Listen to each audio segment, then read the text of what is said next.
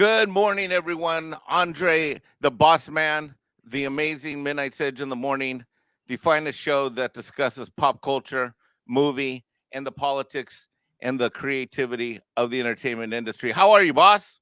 I'm excellent. It's a lovely Monday, and I hope everyone is having a lovely Monday. How's your Monday, Mike? Well, quite outstanding indeed. I got a good night's rest. I missed an airline flight yesterday, and then just knocked out once I was able to get home. And yeah, life is good. I have to say, it's a new month. Gosh, Andre, half the year's almost over. Yeah, I know. Imagine. I mean, we're soon reaching solstice here. Imagine that. Ah, it's amazing. I cannot believe how time is flying. And fortunately, we are not alone. We have an amazing chat, but we have amazing guests. We have Culture Casino, our good friend. Greetings, everybody. Welcome and good morning. I was thinking we were introducing the other amazing guest, the actual amazing guest who's in the back. Well, we have someone who's not only amazing and then runs an amazing channel, but someone that I've been watching since I was a wee bitty whittle gamer guy. And that is the amazing Chris Gore. You guys are too kind to me. I really don't deserve all this adulation. Oh, yes, you do. Yeah, you do. You do for three reasons. Number one, when I was a wee bitty little gamer boy, and connecting my little game cables to the PC servers and gaming and watching your shows, you were a source of inspiration and fun. You helped legitimize what many of us very back in the early years of gaming came to love, and that's number one reason why you're great. Number two, you've been fighting for independent cinema and great cinema for decades. Yeah. And number three, you run an amazing YouTube channel with fantastic interviews and contents with all the people. Well, thank you for that. I just the two things I don't do well is take praise or receive gifts. So this is difficult for me, but I'll get through it. But thank you so much for saying those kind words. I appreciate it. Thank you. I'm just honored to be here with all of you today. So let's. Also, just speaking of kind words, I'm just going to pass the regard from Tom, who you all can see there in the chat, who says, "Chris is the man I want to be when I grow up."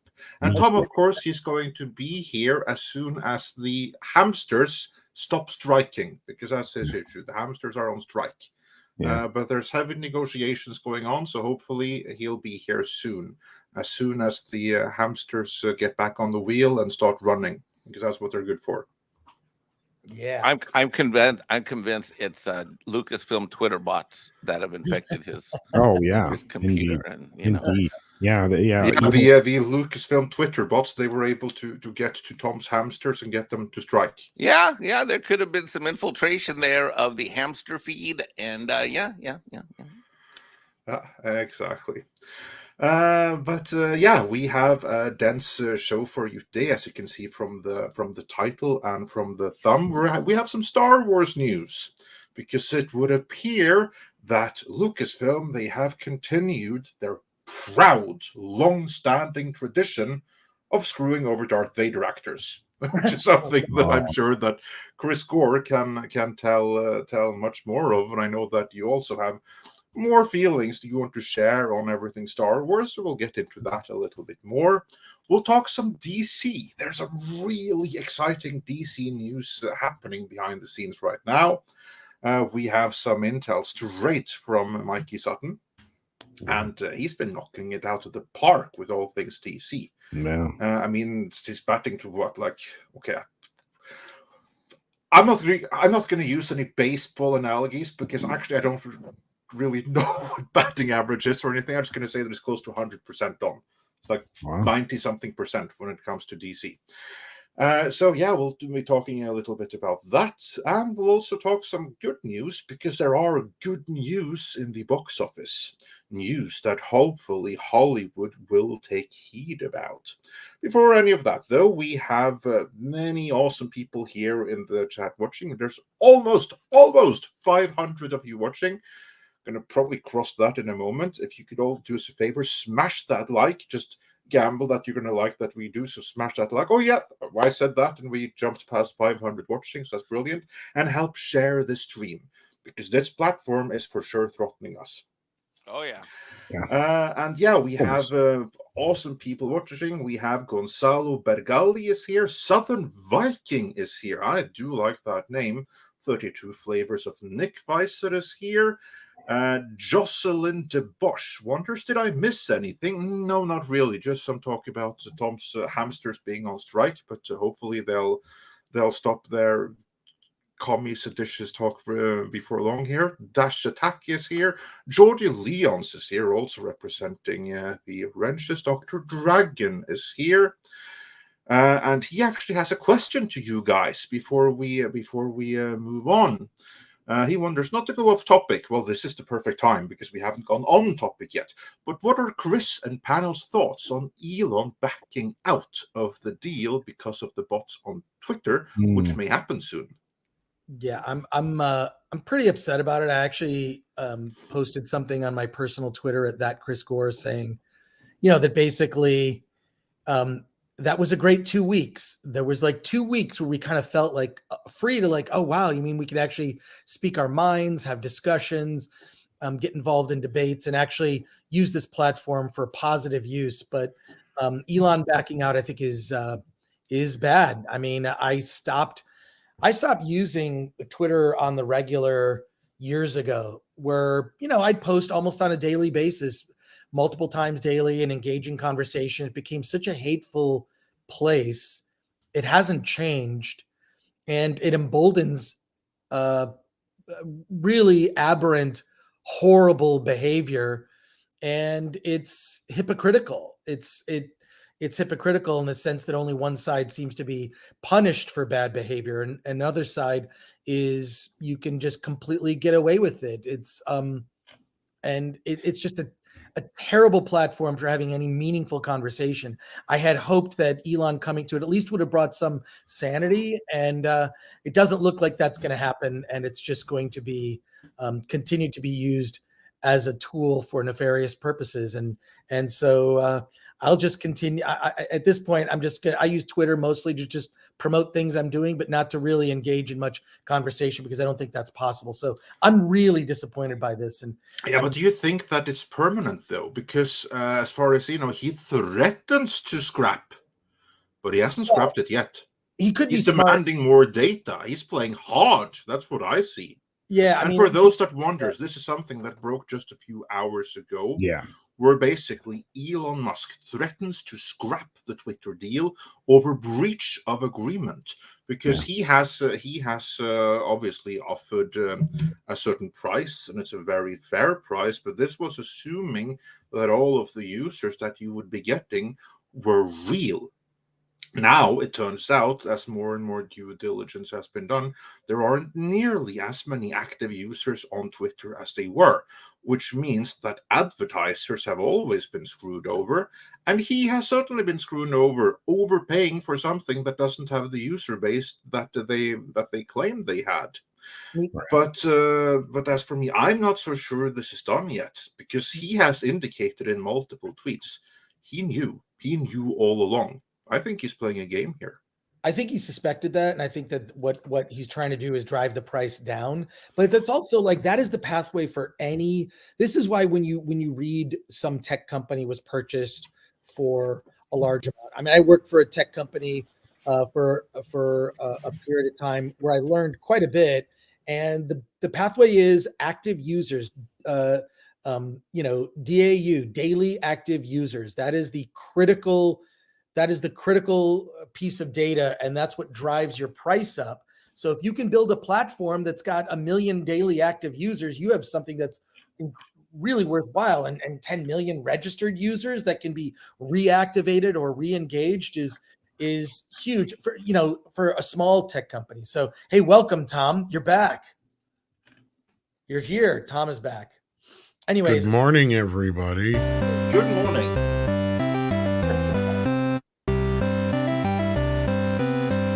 Here. Yeah, and you brought your soundboard with you. I did. You can thank Mike. So did the hamsters finally give in? I had to engage some gangster hamsters to actually get them to do anything. But once I got that in order, got some organized hamster crime going, the Teamsters followed along, unions worked out. I finally got the PC rolling. So yeah. That's perfect. I mean, there must have been an update or something because I had to redo all my sound stuff. So hopefully I sound okay. Yeah. You sound great. Yeah, no, you sound fine. You sound fine. Yeah, and Windows did force an update down our throats once again. Did it? I love it when that happens. So that hasn't happened to me yet, but I look forward to all the settings being screwed up. You can turn off automatic updates. You can. Sometimes I think that might be the better option, to be honest with you. But hey, it is what it is. With this, though, I think this is really strong language. I think it is posturing, Chris. I think you're right as far as Twitter goes, because he's using language like material breach, right? It's a legal, that's a pretty strong, heavy-handed legal term, right? He's actually looking for, quote unquote, a cure, because that's what's required to solve a material breach in a deal, at least a contractual deal. So yeah, I feel like this is a technique to leverage a lower price, like you suggested. I think that's exactly what he's doing. I think he would rather pay $35 billion for Twitter, and it might only be worth that. I mean, take a look at the MGM Amazon deal, right? That actually worked out very poorly in Amazon's case, because they paid $5 billion more than what the MGM catalog was actually worth. Yeah, it wouldn't surprise me. I just, from my selfish perspective and just the perspective of a lot of people I follow on Twitter who I like, a lot of people I used to follow on Twitter who are no longer on the platform. I think I just had this hopeful feeling that maybe we'll get to a point where less divisive discussion would be encouraged. And I feel like the only type of discussion that's encouraged is divisive discussion, silencing voices. And that's not how true democracy should function. And so, all the things that Elon was saying were very encouraging to me and sounded exciting. Like, oh wow, maybe there's a way that this could, because I don't even use Facebook anymore. I use it, I push things to it and promote things I'm doing, but I don't go on Facebook to look at anything. I find it to be something of a useless time suck. But and that's what most social media is at this point. I've sort of come to that conclusion. And also the fact that, like, you see, like, just how destructive it can be to people under the age of 18 being exposed to social media, and that how that contributes to a lot of bad things. It's hard enough to be a teenager these days. I can't imagine what it's like now with social media thrown into the mix and all of that. So, well, it erodes. It simultaneously does two things. It takes advantage of decency, because as a culture, as a people, as a nation, we've generally decently tried to treat everyone well and let everyone have a voice. And the worst of Twitter plays off of the instincts to be decent and uses it for nefarious purposes. And the second thing that Twitter and all of social media do is they reduce substance down to graphics, where a picture or a video, edited, filtered, becomes creates a real world feeling that has many times no basis, more often than not, no basis. In fact, I mean, I tell you, from, in terms of dating apps, all the filters, you see these chicks in real life, they look nothing like what they are. There's a lot of guys that pretend they have lives, but they're really miserable and depressed. And the problem is that what social media has done is create antisocial behavior in society. And it's even made us antisocial in terms of being with one another and appreciating things. That's why I've always said that when people were saying, when I was on Tom's show in the evenings, I was getting blasted because people were like, "Oh, movies are dead," and they're not dead. I knew they were going to come back, because we as human beings crave social interaction, and what social media does is it wipes all of that out and brings out the worst in us. It's unfortunate, but I happen to agree with you. It's depressing to hear, but that's it. Yeah. Oh yeah, social media is a complete disaster. It's the worst thing. That's one of the worst things that's happened in the history of humanity. Yeah. And when I say history of humanity, I go back in time 300,000 to 1 million years. Wow. Well, it's certainly, I just, when you weigh the cost benefit analysis, it is, I think we're going to discover that social media is worse to our health than smoking when it comes to stress and just like so many things. I mean, I don't want to belabor this. Don't we have some Star Wars news? But we do have some Star Wars news, because we only have Chris for a limited time, and Chris is all fire over Star Wars. So we're going to get into that real quick here. Before we do, there were a couple of comments on it that I would like to highlight that we can get into right away. Actually, there's a question for you that we can do right away so we don't miss it. Sure. ActionCom asked for $10. Chris, I wanted to ask, were you ever a fan of Gene Siskel and Roger Ebert? What did you think of their reviews? Did you have a favorite? And in this day and age, would they be cancelled? Yes, I watched them religiously as a kid. I was a little kid and watched that show. It was on PBS initially, and it kind of moved around until it was syndicated. I believe I was on ABC, where I was in Michigan, where I grew up, right outside of Detroit, and watched them religiously. I tend to I liked Roger Ebert because his taste was eclectic. He tended to like more indie movies, but I also liked Gene Siskel because he was more harsh.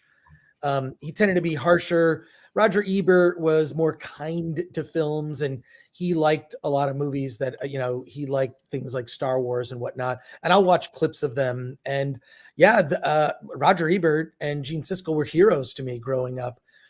And Roger Ebert, I got to meet him years later. He ran a film festival at his old college called the Overlooked Film Festival, where he would screen movies that were overlooked at the time that they were released. And I remember the year that I went, they put me up at the campus. I was literally in a dorm, and they showed the movie The Right Stuff. And then Roger would give speeches. He'd bring in indie filmmakers. And it was basically like going to camp and seeing movies every day. And it was a blast. So I love them. And, I wish there were more critics like them today. I think the problem with film critics today, no one on this channel and not anyone that I can really think of in the group of YouTube channels that I follow, but in particular on Twitter, where the agenda is sort of put before the review, meaning the review is written before the movie's seen. And you see, it's well, this movie has a particular type of director, so I'm predisposed to already like it because that's the thing I plan to support. And I don't agree with that. I think you have to take a movie. I think most of the criticism comes from Access Media anymore. That's the problem. So they're afraid to actually be honest. Yeah, I don't consider. Even though I do get access to a lot of stuff, I don't consider myself a part of the Access Media because I don't act like it. I don't care about going to the world premiere, doing an unboxing of some gift box that was sent to me. I don't give a shit about that stuff. But you see, there are plenty of people who do, and there could be a whole story. We could do a whole stream on how that media is co-opted and coerced, and those opinions are disseminated from publicists. Well, it kind of leads into the whole Obi-Wan mess. Exactly. I've just never trusted Hollywood publicists ever, at all. They basically are just putting out propaganda, and they ghostwrite a lot of the stories in Hollywood. Not a joke. Most of the opinions that you see, not just opinions, but stories, are Vanity Fair by publicists. You could go on and on, but I've known about this since I started Film Threat, back in the 80s. It's I would get these publicists kind of telling me, well, that's not the kind of story that we're looking to. And I'm like, but I don't care what you want. This is what my audience is looking for. My audience at Film Threat, when it was a print magazine. And just to remind people what a print magazine is, it's a magazine is like the internet, but on really thin slices of wood. Primitive thing called paper. Yeah, on paper. And they would print them, and then you could buy them on newsstands. Which is ink, that stuff that just sits there and collects dust in your printer. Yeah, I don't know how old the audience is. I can't imagine there's a lot of people my age, but I'm just saying, that I've dealing with publicists since the beginning. It's been sort of a battle, which is why I've created a shield. I don't like my writers contacted by publicists because I know that they're just kind of I know what you want. You don't need to be my pretend friend, right? And this is a lot of Hollywood. People want to be your pretend friend, and I'm like, what do you want? What do you want from me? I want you to review our movie.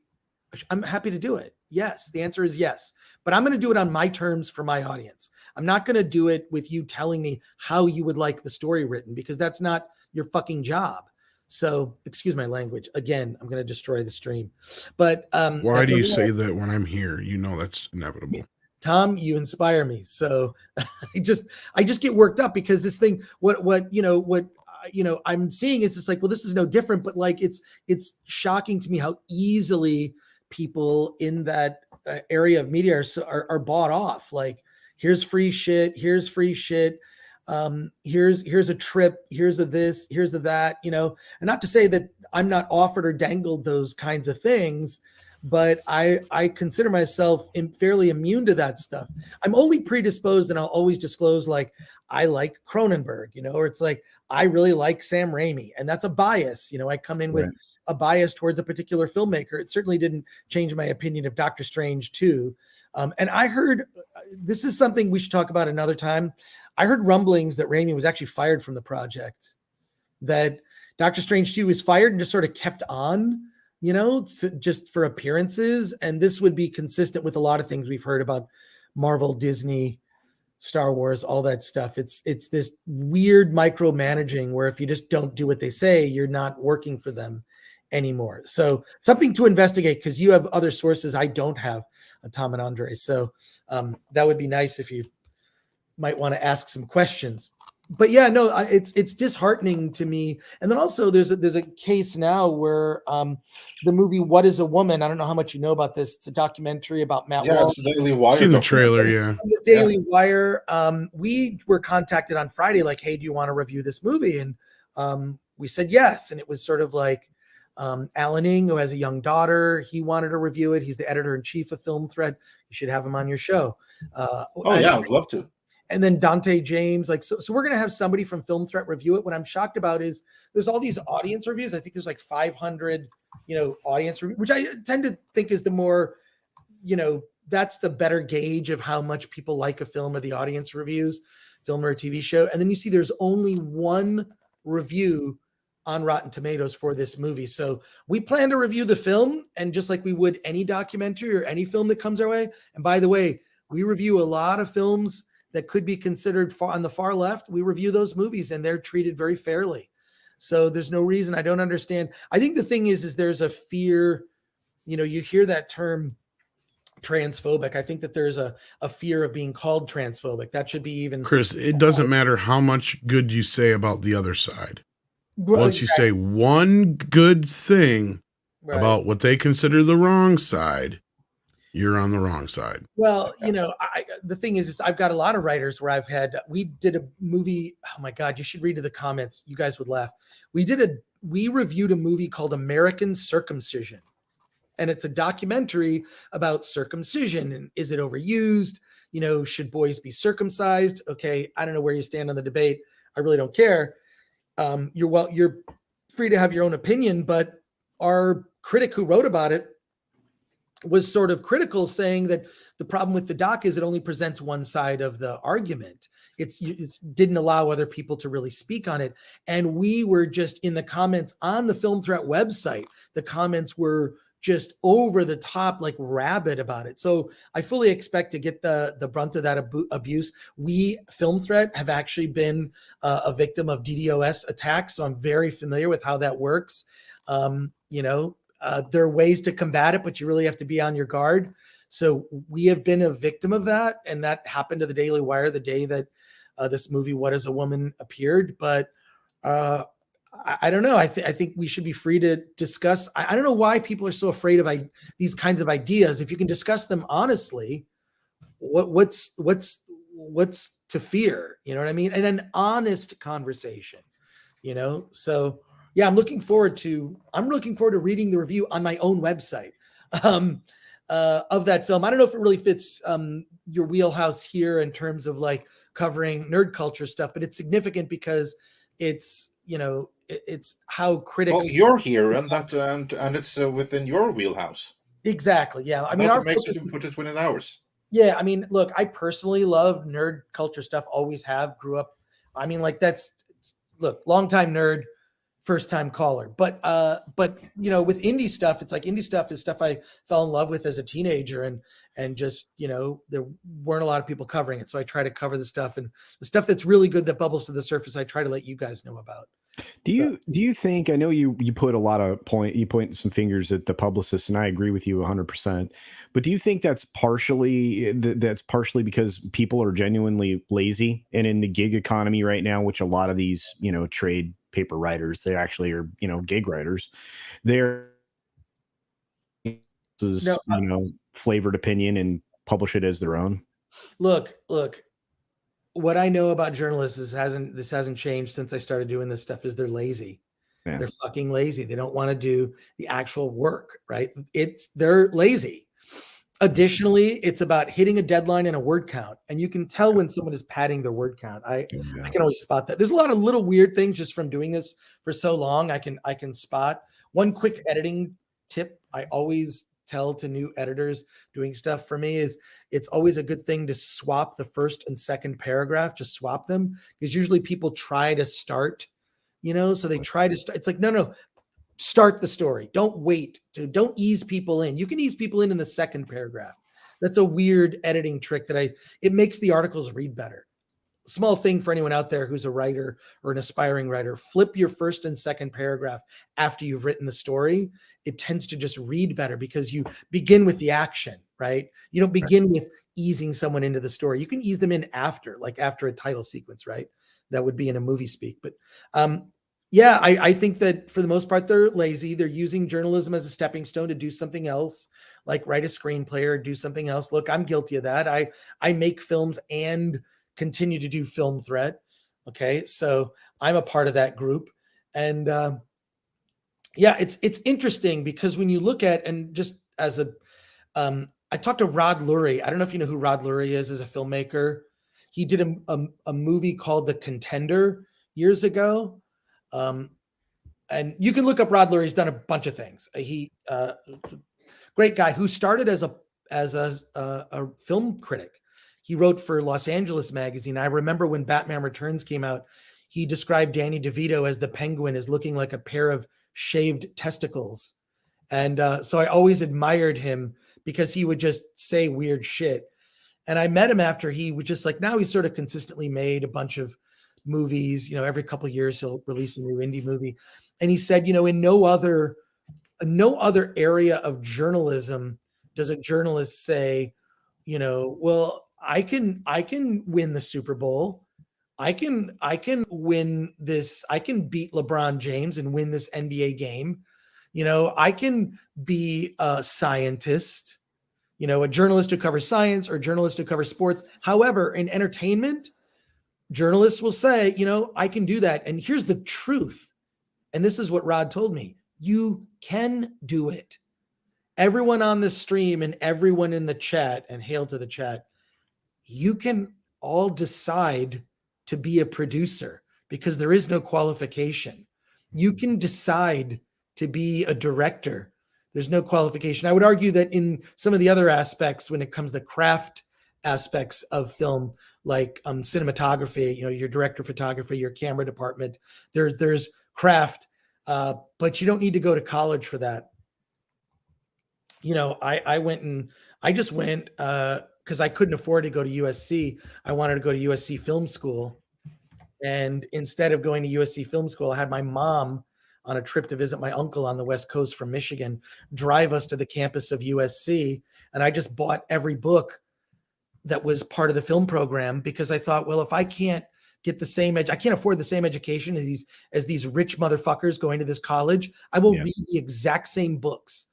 I don't recommend that if you intend to be a surgeon or work in a medical field necessarily. But when it comes to the arts, if you are curious, if you listen to DVD commentary, if you read books as part of assigned programs for independent film studies, you can get involved in this. You can be a part of it. And there you go. I didn't mean to go on some inspirational rant. I'm not even sure if that's what the audience wants to hear. Weren't we going to talk about Darth Vader? I guess there's something about it.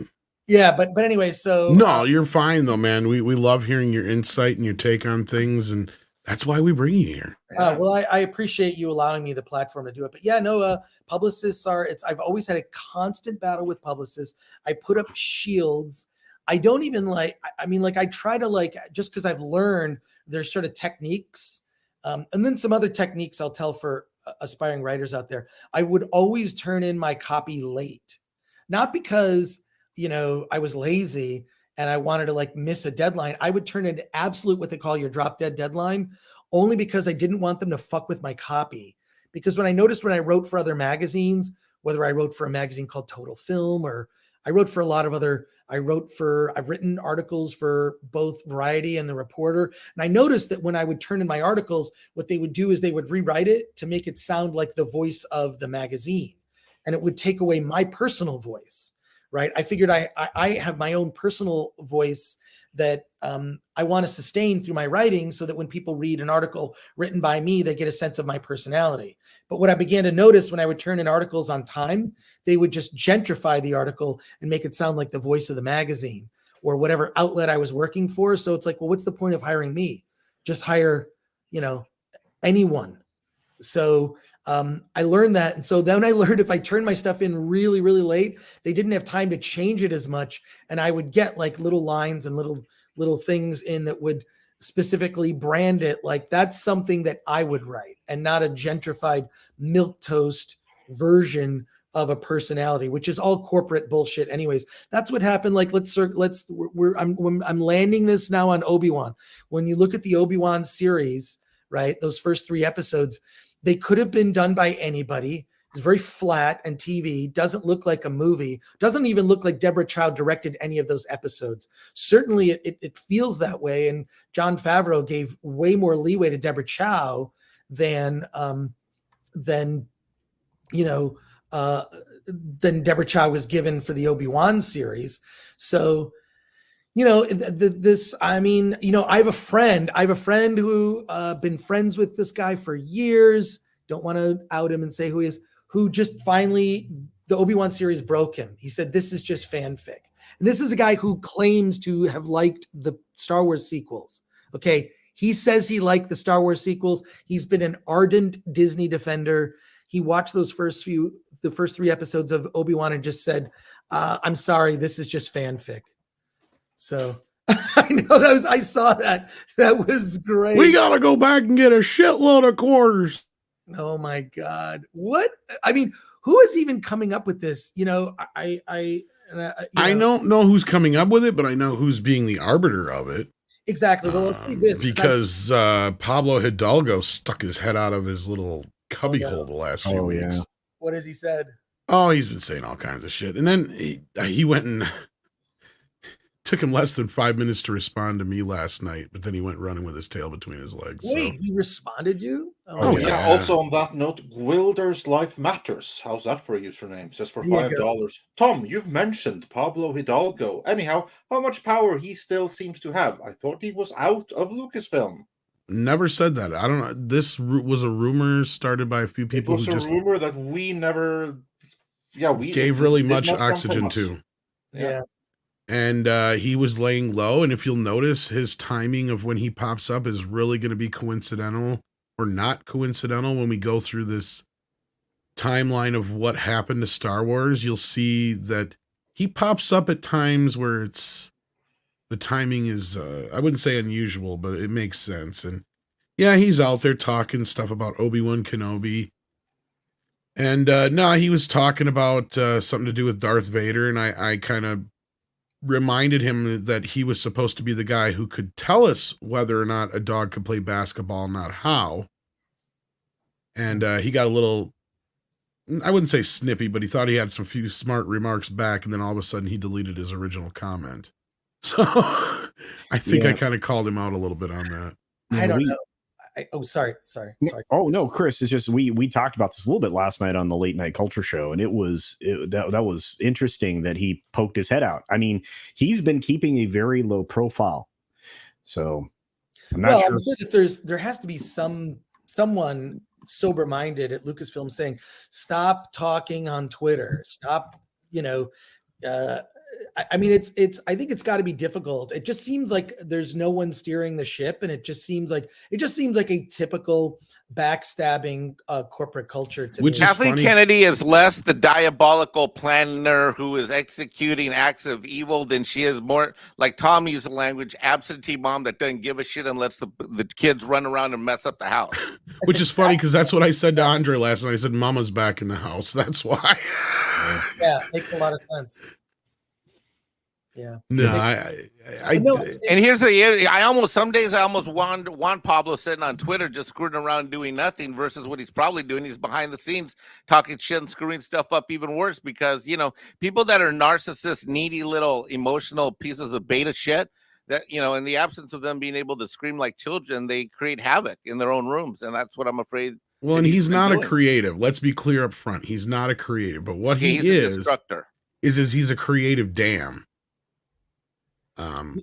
Well, it's what I'm just annoyed by is that they seem completely unwilling to take any kind of feedback. Your fans don't like this. Your fans are not liking the direction of this. Your fans are not enjoying what you're putting out, and rather than being accountable for the product that you produce and saying, okay, we hear you. People don't like pineapple on pizza. We are taking pineapple off the menu or whatever it is. I always bring back the analogy of like restaurants or that Domino's pizza campaign where they basically said, yeah, we figured it out. Our pizza sucks. It's only eaten by drunken college kids, so they actually went and changed the way that they make pizza to make better pizza. Anyways, I don't understand this.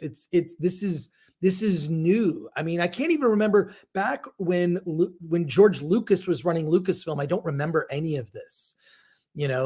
I remember being fans disappointed with episode 1, and they just sort of were like, okay. And then, I do think that Lucas pivoted in episode 2. He took Jar Jar out. Okay, you don't like Jar Jar, less Jar Jar, and guess what? More lightsabers. And that, I mean, shit, I will defend Attack of the Clones. That second half of the movie is intense. There are some great action sequences in it. And that's the thing that really just bothers me about this Obi-Wan series is even the simple things they should get right, like geography and action, they are not getting right. And just so I can throw this in they were making fun of me on FNT on Friday a little bit for like, I talk about this movie RRR so much. But I really need everyone to go see that movie. It's on Netflix now, so there's no excuse. Just appreciate it for the action scenes, how well they are told. It's like a graphic novel. You understand the geography of everything. This director, S.S. Rajamouli, has done a brilliant job of bringing a graphic novel, superhero-like story embedded in, loosely based on real history of a British colonial India. He's brought it to life in a way that's made it into like a superhero movie. It's like, and when you look at I'm looking at how complicated these action sequences are. There's a scene where a young boy is trapped on a river of burning oil, and these two guys save him with this rope they throw over a bridge. But there's so much time taken to like doing a very wide shot where you understand the action. None of this is done in Obi-Wan. And so compare the action sequences in Obi-Wan with this film RRR, which I continue to recommend. And please continue to mock me for doing that. I think it's very funny. I'm not above like, look, I get criticism all the time, and I will consider someone else's opinion. And I'll go, look, I've had admitted like, oh, I got that fact wrong, or, oh, I'll get some insight. I love hearing opinions that differ from my own or learning something, right? That's something that we used to be able to do as humans, which we, in the advent of Twitter life, we're incapable of doing, which is listening to each other and having a respectful conversation and even considering that the other side may have good points. And we don't do that. But Obi-Wan is just so disappointing. And the thing that Star Wars should get right is the action. And it was the most milquetoast, generic. I mean, I've seen fan films that were much better, and I'm not trying to disparage fan films. There are really good fan films, and that's what's disappointing. Hire some of them. Hire some of those fan film directors, because Deborah Chow, in my opinion, did not do her job, which tells me that under a different producer, Jon Favreau, and Dave Filoni, working with them, she was better at her job than she was on this Obi-Wan series, where it seems to appear, I mean, she directed the first 3 episodes. I'm going to guess that she's going to be directing. I think she directs all of them. Yeah, and it's weak. It's weak. When you look not only that, looking at the cinematography side of things, take all the other aspects of it. I noticed last night or whatever, I said this to Andre, which would be his morning. I never realized how fucking dark this show is until I had to try and get screenshots. There's screenshots of shit. I can't tell what's in the screenshot. Exactly. It looks, excuse me, it's muddy, it's ugly, it doesn't, the action, the important thing with action is geography. You need to know that someone is over here and I'm on top of the cliff, and then you have to see a shot of someone leaving a cliff. Like, unless there's some surprise element, they come up from behind. You need to basically lay it out like a comic book. And so what I would suggest is a comic book, a storyboard, whatever you want to call it. Watch this movie, RRR. Pay attention to the action sequences and how well the action is told. You know where everyone is, what they are doing, and they don't leave anything to chance. This character is over here. This character is there. This character is up here. This is, where is the key? The key is in someone's pocket. Where did the key go? These are really simple things, right? But in order to tell the story, especially one that's rooted in action, you have to know all of those things. And this Obi-Wan series has done it terribly. Have you heard of the alternative cut? Some ambitious fan has already made an alternative cut of the first 3 episodes of the Obi-Wan series. I can tell you how it should go. Other fan edits, it's probably better. It should just be Leia's dad going, "Can you help me?" and Obi-Wan going, "No," and then that should be it. Because he should have never left the fucking planet. Yes. Yeah. It's sorry, I had someone ask me a question here. They just forgot the thing with the wipes. The wipes. I mean, they kind of forgot that in Rise of Skywalker. The wipes kept just like getting sidelined. That's a trope of Star Wars, right? Your wipes, someone gets their arm chopped off. Which is fine. Doesn't have to happen all the time, but like, I don't understand why they're not like paying attention to these details. They matter. This is what people are saying. This doesn't feel Star Wars to me. Even what's her name? Reva's character not having a British accent. She's on the side of the Imperials. One would think she would have a British accent. And she just doesn't feel Star Wars. And, a lot of people being criticized, and, I don't agree with that criticism. I think it was lazy. There's so many ways they could have made Moses Ingram cool in that character. Give her a British accent, give her like a robot arm, a cyborg arm, which would in some way perhaps make her more empathetic towards Anakin. Like, she's suffered in battle. Anakin has suffered in battle. They have something in common. There was that shot of Luke Skywalker in Return of the Jedi when he looks at his own hand, right? He looks at his gloved hand, looks at his father's hand. It's like, realizes, oh, they have something in common. They could have done that with Reva. There's so many ways to make her character cool. Moses Ingram, I'm sure, is a fine actress. I've seen her in other things. I've never had an issue with her, but in this, I feel like what failed her was everyone around her. The writers failed her. The director failed her. They all failed to build a character that would have fit into the universe and made her a badass. Because I understand kind of how they're using the character, and it's just, she doesn't resonate with fans. She's not resonating with fans who, and to call your fans racist it's just disgusting to me. I'm really just kind of over all that stuff. Speaking of fans and actors, before we lose you, what's going on with the whole actors who play Darth Vader? What's with our headline here today? Because I'm completely in the dark on this. Check the private chat. We have a link to it. I don't know about this. Here. This always kind of happened. But you can, but I'm sure you know of the history of Darth Vader actors being. So it wasn't even Hayden in the suit? Certainly not getting a lot of money for their role. So what Chris, the fuck did they bring Hayden Christensen for if he's not going to be in the suit? He's not in the suit. Three different Vader actors.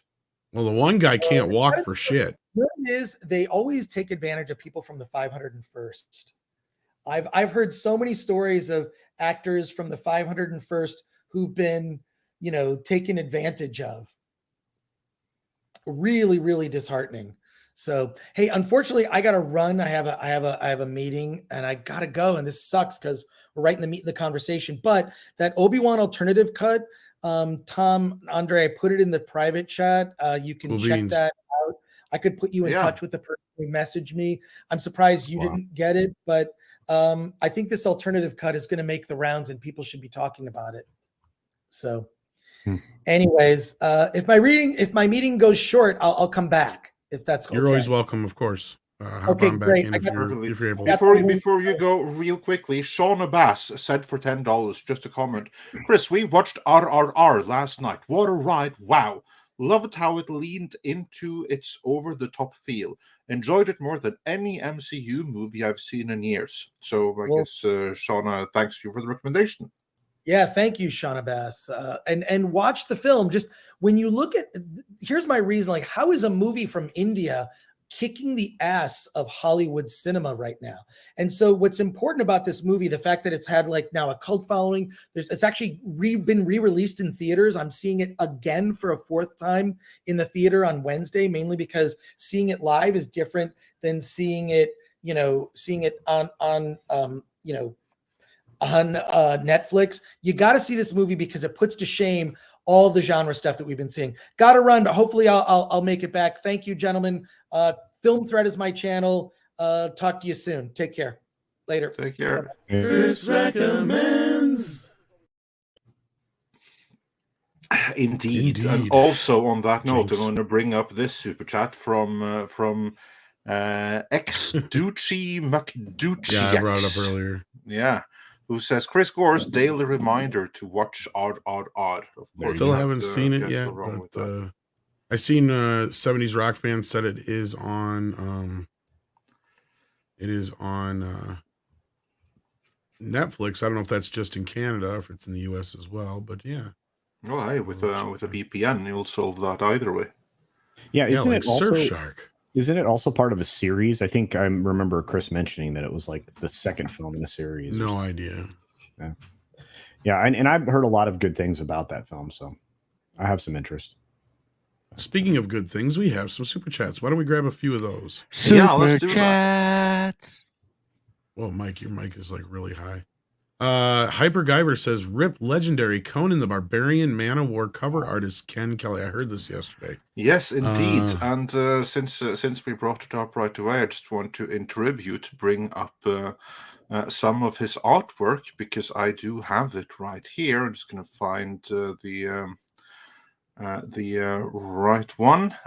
This is some of Ken Kelly's artwork. Now he's a famous illustrator who has done artwork for Man of War, of course, like their epic metal Conan heavy metal like covers. He's done those, and he's done some work for Kiss, and he has done tons and tons of Conan illustrations, mostly for various book releases. So it didn't really do much for comics, but it's books is the venue where he was. So he would have been the one who's a lot of the famous paperback covers we associate with Conan, he probably did, you're saying? He did many of the later ones, yes. Gotcha, okay.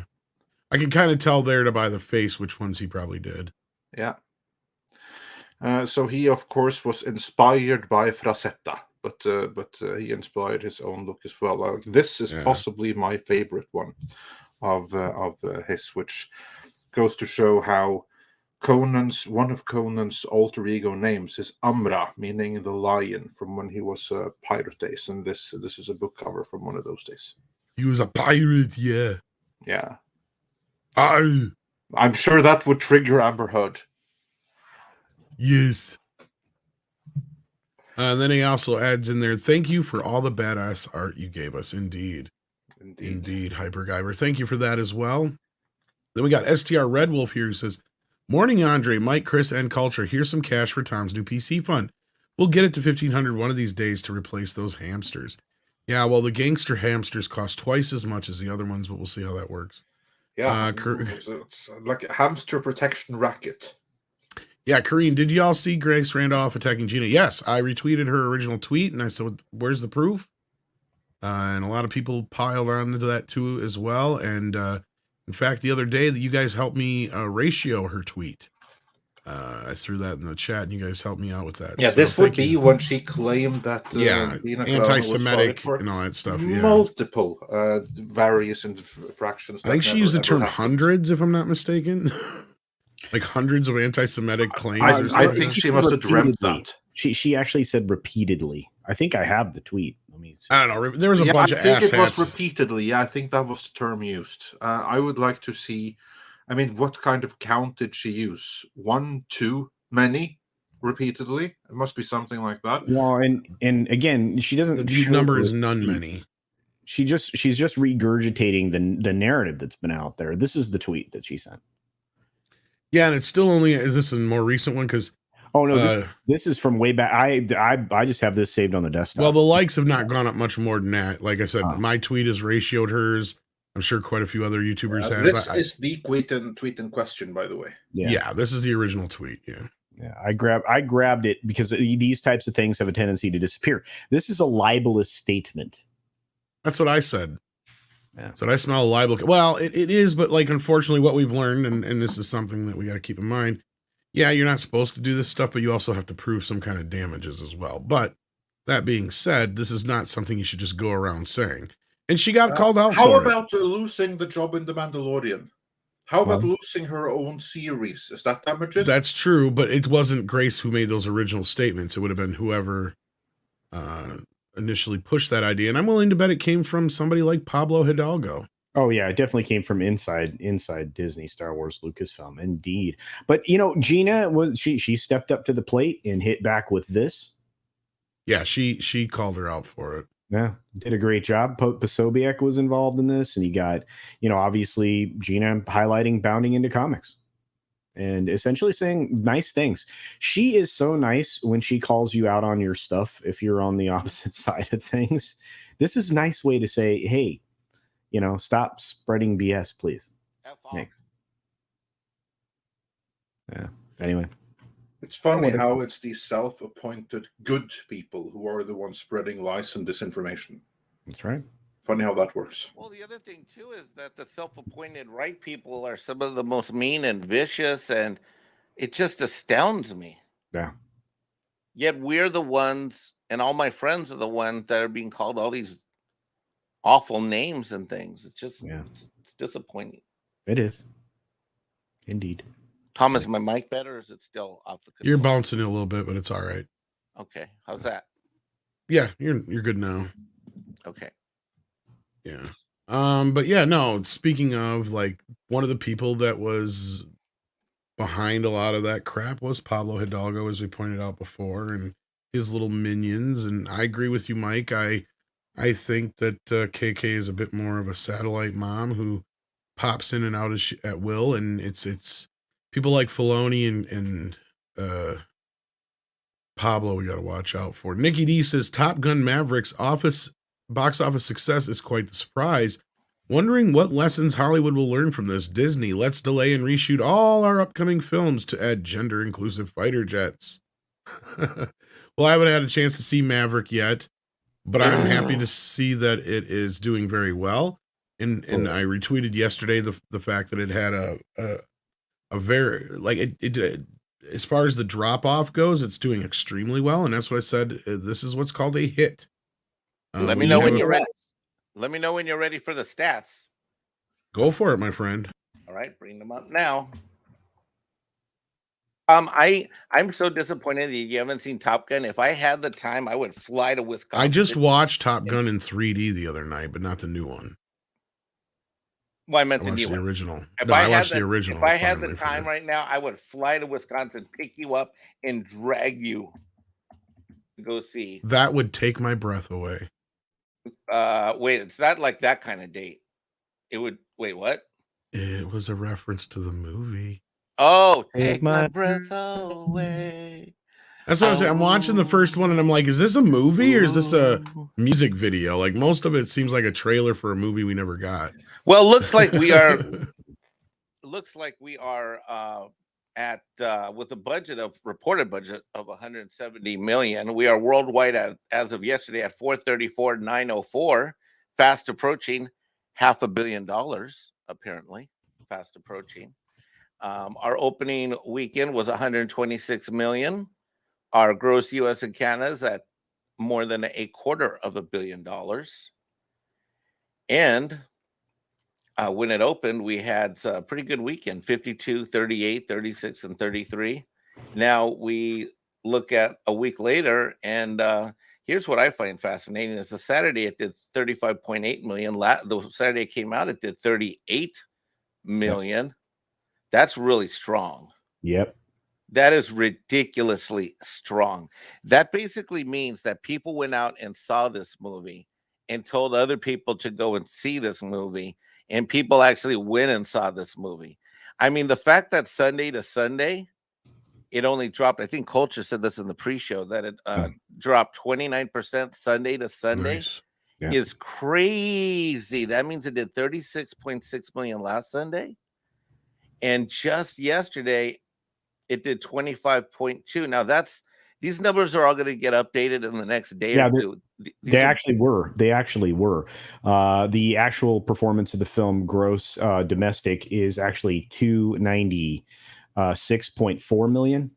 So it's actually more than what's reflected here. The fall off rounded to actually 29%. A little, when you look at a weekend to weekend, it actually has a record now. It's the lowest percentage in history for a movie to fall off that's made more than 100 million in its premiere. Let me put all these nerd stats into like normal people speak. It's doing like twice as good as a Marvel movie, even though it's not making as much as a Marvel movie normally would. The consistency it's having it's only falling off about half of what a Marvel movie would.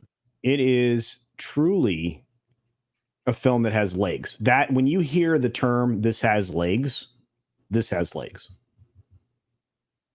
Now, we brought this up last night on your show, Culture. Do we think this is going to make $1 billion? Probably not. Probably not. Although, I'm watching Doctor Strange 2 creep just over 900 million. I mean, and they are having to leg it out. Speaking of legs. Oh, by the way, who said that it was going to be coming out 45 days after it dropped? Yeah. Would that be Tom Connors of Midnight Yes, Cage? and we just got announced yesterday the Blu-ray DVD release along with the digital release that will be on June 22nd, the exact day I said I heard. Yep. Yeah, I think you knew something. Well, it helps to have your ear to the ground. I want to say that two things. One is that I think there was a lot of people that undersold this movie. I think they said this is not a true franchise. The last time we saw an iteration of this was 1 billion years ago, basically joking to like the fans of this were either dead or not going to the movies anymore. Wrong. I saw a lot of that.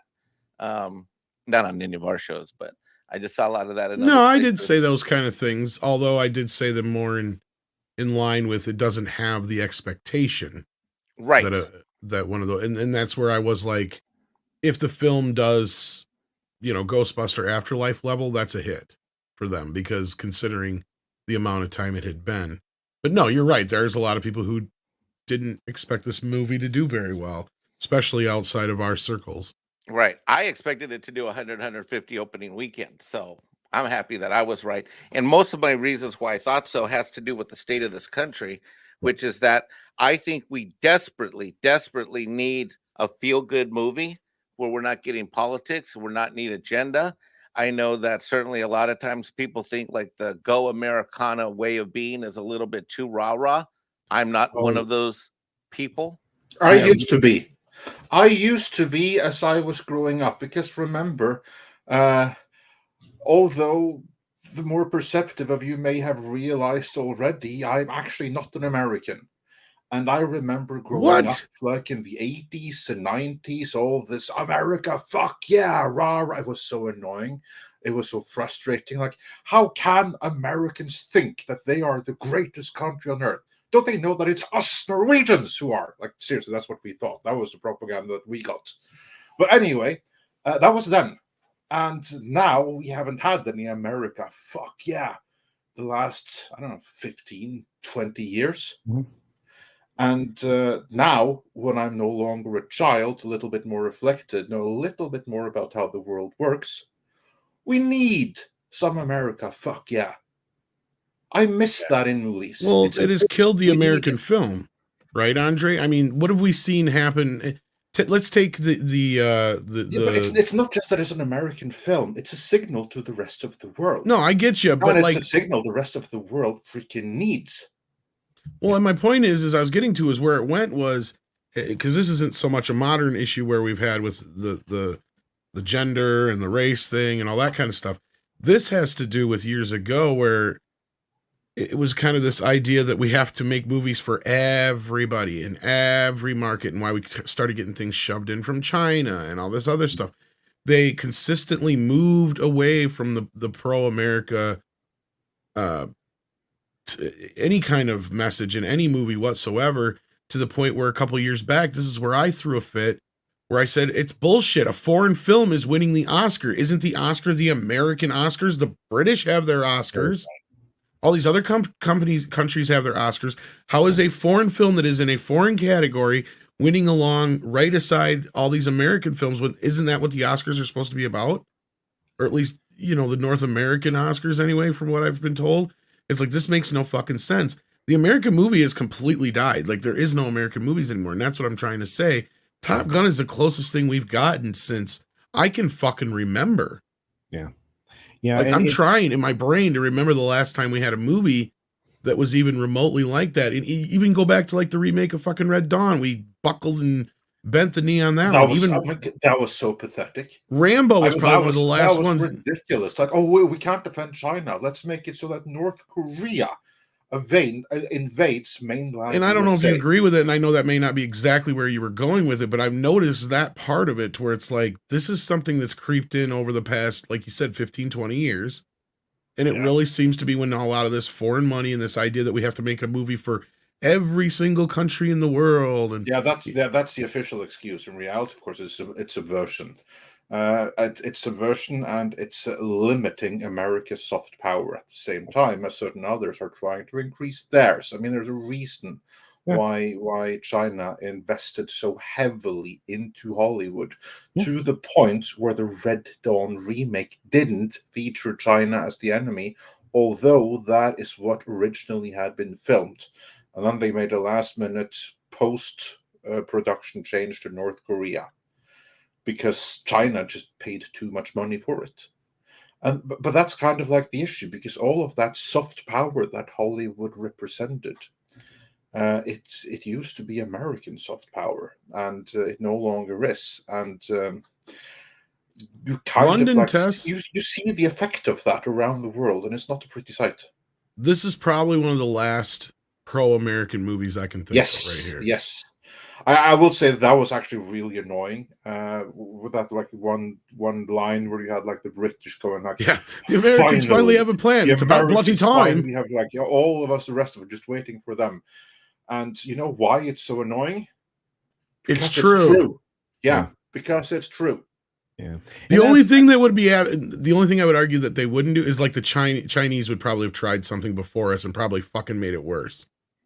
Probably. Well, and that's why because they would have tried to take one down. Yeah, but that's why all the new quote unquote talking heads are out there using this slang term, for being patriotic. It's called jingoistic. You're starting to see that, and they're thinking that their pseudo intellectual language is going to fool anybody into thinking that they basically are trying to say that patriotism is bad. And now they're trying to equate and conflate patriotism with nationalism and a whole lot of other isms. And they are trying to attack isms. And it's constant, consistent, and and frankly just boring at this point. But this film is patriotism personified. It does a very good job of doing, as Andre suggested, America fuck yeah. And I agree with you. The world needs it. It's why the film is doing well. It's why I'll be seeing it again, and a lot of other people as well. And it's why, you know, even the comments in my video that I did on the film have been right now meeting up with one of our fans. He goes by the name Elijah Snow. We talked yesterday. We're coordinating a time for me to drive up from Hilton Head to where he lives in Columbia, and we're gonna go see Top Gun Mav in 4DX. Oh wow, cool. Nice. Probably next weekend. Elijah. See, that might be something to get me to go out and see it. Because I'm at this point now where And Jurassic World. Oh, go ahead, Tom.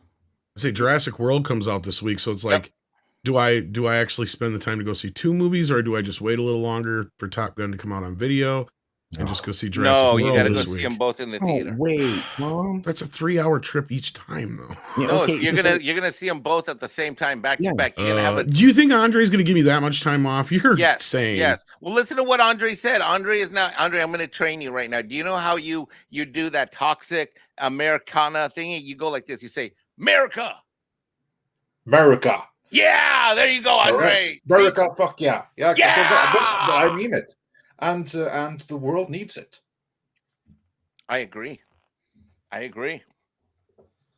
Yeah. Well, unfortunately, I have to step out because I have an appointment that I have to keep. I had a great time hanging out here. We didn't quite get into any of the subjects that we were going to with Chris Gore, but I have to say, do we ever? Yeah, it's true. I have to get on. I have to get out of here and say this. It doesn't surprise me Disney's not paying their actors properly, people that perform for them. Disney pay anybody anything?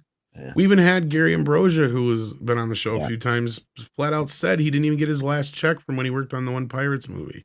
That's true. That's true. But anyway, love everybody. Have a great day. Thanks for being here. Thanks for allowing me on the stream, Andre, Tom, and Mike. And I hope to see you all very soon. In fact, I hope to see you sooner than soon. I hope I see you tonight on Comics Division. Everybody have a great day. See you. Take care of yourself. Hopefully, Chris will be back here soon as well. And till then, let's get into some more of these super chats.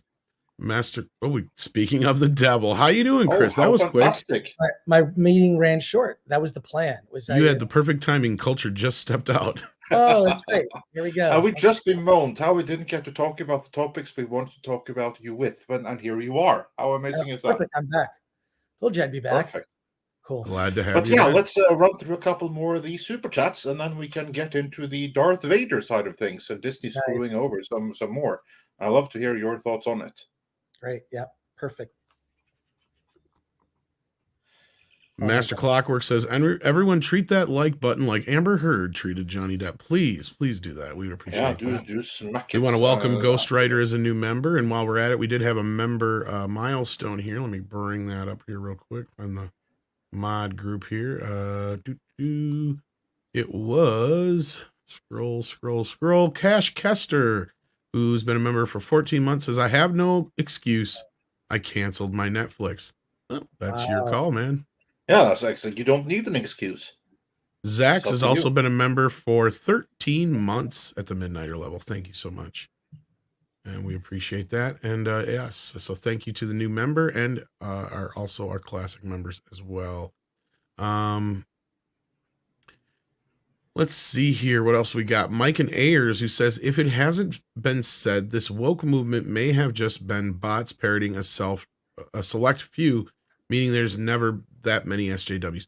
I would agree with you, but we saw like a buttload of them destroying the country an entire summer, if you'll recall. That's also the thing that they are real, but the bots signal boost. That's what the bots are for. Signal boosting. Yes. So it's not like it's all fake, because it most certainly isn't that. You have plenty. I like to call them activists. Depending on at what point you are in history, being an activist is either very good or very bad. Right now, it's very, very bad, because you come from a period of things being very good, and then you have the activists. They don't realize it. They come from the best of intention, mostly. But they try to make things even better, but they have been misinformed, and so they're actually making things worse. So you have those. Those are very real. Then you have a ton of bots that signal boost them to make them look as though they have more support than they actually do. That's what the bots are for. Yep. Indeed. And then we had STR Red Wolf, who said, folks need to remember that no matter what the service says, if it's online and on a server, you don't have control. Your info is public, no exceptions. I'm not sure what this one is referring to, but probably something you guys were talking about before I got here, perhaps. Or no, I would have been here. I don't remember what we were on the subject of at that point. Twitter. Oh, Twitter. Okay. Yeah. Archangel G says, I called it. Musk. Oh, yeah. Okay. Musk is not a good person to run social media company. He's not very social.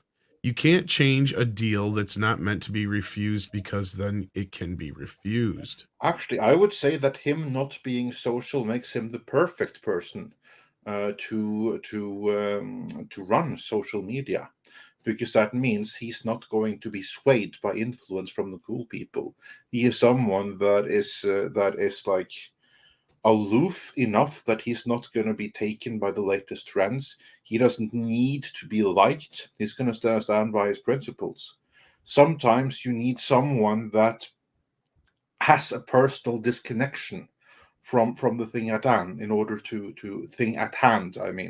in order to make the right decisions rather than the popular decisions, rather than to be swayed by other interests. Yeah. I mean, you've had plenty social people run social media. How has that worked out? I think White Knight brings up a good point to that point. He says the problem isn't the number of SJWs, it is where they are. They are in key positions of media and companies in all the wrong places. That is a bigger issue. This is the key issue right here. And I agree. I think once a lot of these people are out of the way, you'll see a lot of people change their tune, because a lot of them are just singing those tunes right now because they're afraid of pissing off these specific people, right? And they're scared of them. And Gina Carano is a good example of why they're scared of them. Well, they're cowardly people like Bob Iger. You know what I mean? Yeah. Or, Bob. I get the Bobs mixed up. Yeah, they're both just the same anymore. They're almost interchangeable. Yeah, exactly. But you know what I mean? It's just like, I don't understand. When did it become where a boss was like afraid of the people, of the workers? Like, they just say, no, we're not doing that. No, we're not. That happened the moment when the boss does not have the backing he needs of the board. When you have people like that on the board who thinks that Twitter represents reality, or they have other people who are SJWs where they're like, no, we have to be really careful on this one. When he doesn't have the mandate to cut through.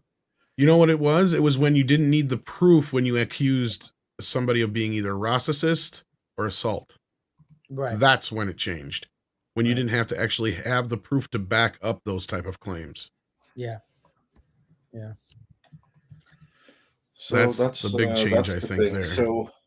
So it's not like right now I could turn around and say Andre's racist and against me, and people would believe me. I'm as white can be, but they still would. Well, the bar for proof of that is so low. That's my point, right? Like, you don't have to have any proof whatsoever. Look, I growing up in Detroit, I was confronted by real racists. I'm talking about people with tattoos that that had certain things in their tattoos, right? The swastika tattoo, and guys who were skinheads who were looking to just beat the shit out of anyone who didn't look like we're talking about people who are truly in their heart filled with hate and looking to do real violence. Those people I consider to be racist. But not liking a Star Wars TV show does not make you a racist. That is such a low bar, and using that as a way to inoculate against any criticism is sad to me. And it shows that they're well aware that what they've created is not great. And it's disheartening to see this divide in the fandom. Is just, to me, it's the last straw for me. However, having said that, I do plan to see Kenobi through to the end because I want to see how this all plays out. But the fact that there's already a fan re-edit Obi-Wan, the alternative cut, is just bizarre to me. So, and it's probably better. Oh, I'm going to guarantee it's better. Yeah. Did they actually have somebody say, nobody but Obi-Wan Kenobi gets the kid or we're going to kill her? That's the only way you can make it to where he has any good reason to be involved with this. I'm sorry. Look, it was the one show that I was looking forward to. It's like, oh, this could be interesting. You know, the Marvel shows didn't interest me, haven't interested me. The other Star Wars shows, I think Mandalorian had like some really great episodes that were very encouraging. And it's, you know, it's fine for what it is. Boba Fett was a disappointment. I don't know. You know, Obi-Wan was like, hey, this could do something. This could be really interesting. And it's God, by episode 3, it's like, what are we watching? What is this? So, yeah. Yep. Here we are. Yeah, indeed. Speaking of being here, Nick is here in the chat and he says, we've been more connected yet never more divided via social media. Ironic, isn't it? Yes. Yeah. And this is what goes along with what I said. When we realize that we have less, you know, or we have more in common and less not in common, and we started realizing, oh, it's the governments and corporations that are the problem. You know, that's where we used to go. We got to take down the man. Well, not only that, because there you also, here's like the thing that with social media, then you have all of the impulses that you have in normal life to look more successful to your peers than you maybe really are, but it's amplified 1,000 times, and you don't have like the real checks and balances that you would have. So not only do you have an excellent grounds for manipulation in every single way by authorities and other nefarious people, even leaving that alone, ignoring that, you still have like the normal impulses suddenly becoming nasty impulses just by removing the personal connection. So it was never going to be like a good idea, and you had a million, well, not a million, but you certainly had like 1,000 social psychologists and everything like that warning that this stuff here, when it came, Facebook and stuff, this is a disaster. This is horrendous, and especially Twitter.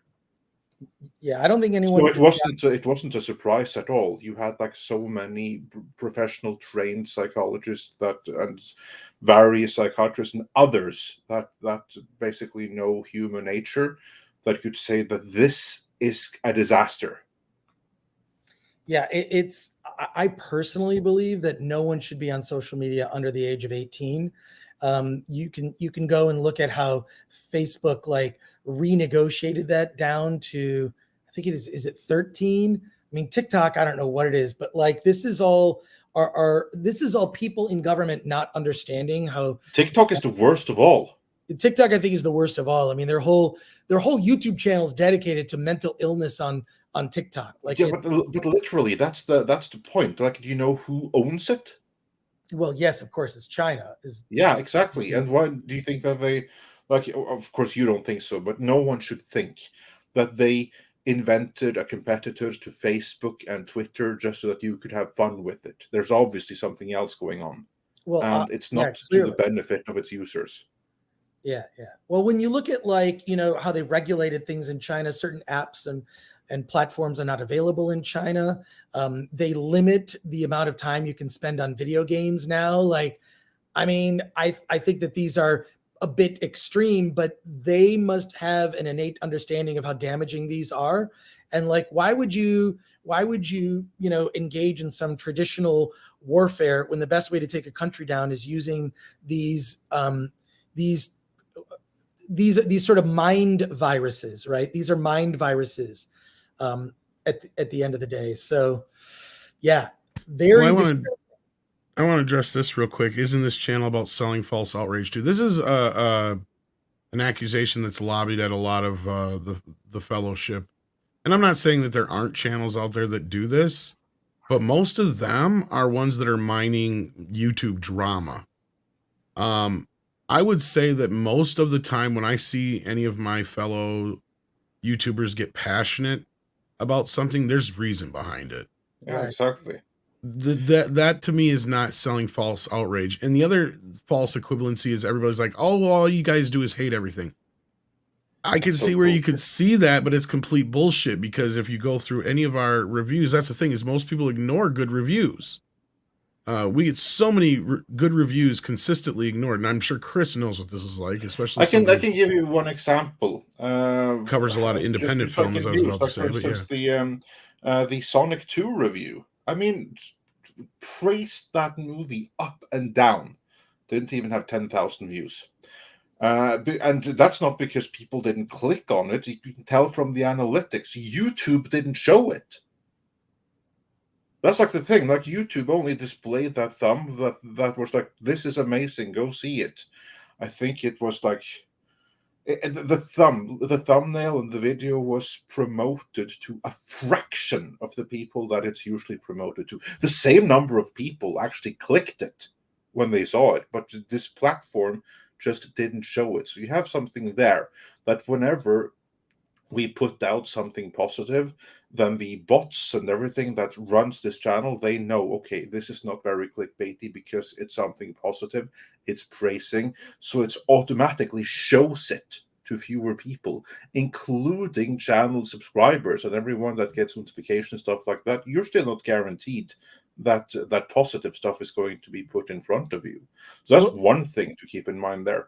Also, and this is the bigger point, like for instance, what we're talking about right now at Star Wars, we're not selling fake outrage. We are commenting on very real outrage, because you have a corporation that is mishandling our cultural heritage.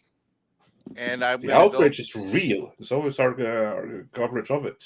Last week, Tuesday, Tom gave me a very loose leash to lose my mind over this racism campaign, which is certainly premeditated by Lucasfilm, implemented upon the release of Obi-Wan Kenobi and followed up with after the release of Obi-Wan Kenobi.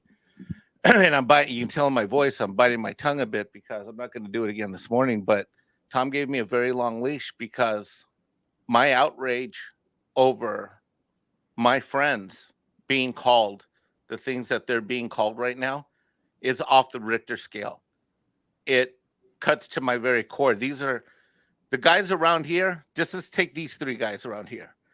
I know them all pretty well now, but I've listened to them for dozens, if not hundreds, if not thousands of hours, and in different ways, whether it's gaming or I'm sitting in a rehab center. These are guys that have reinvigorated my love for pop culture in a variety of ways. And now to see it happen once, twice, 3 times, 4 times, and then this latest time with this Obi-Wan, I'm outraged. And I applaud people like the Dark Council. I applaud Jay.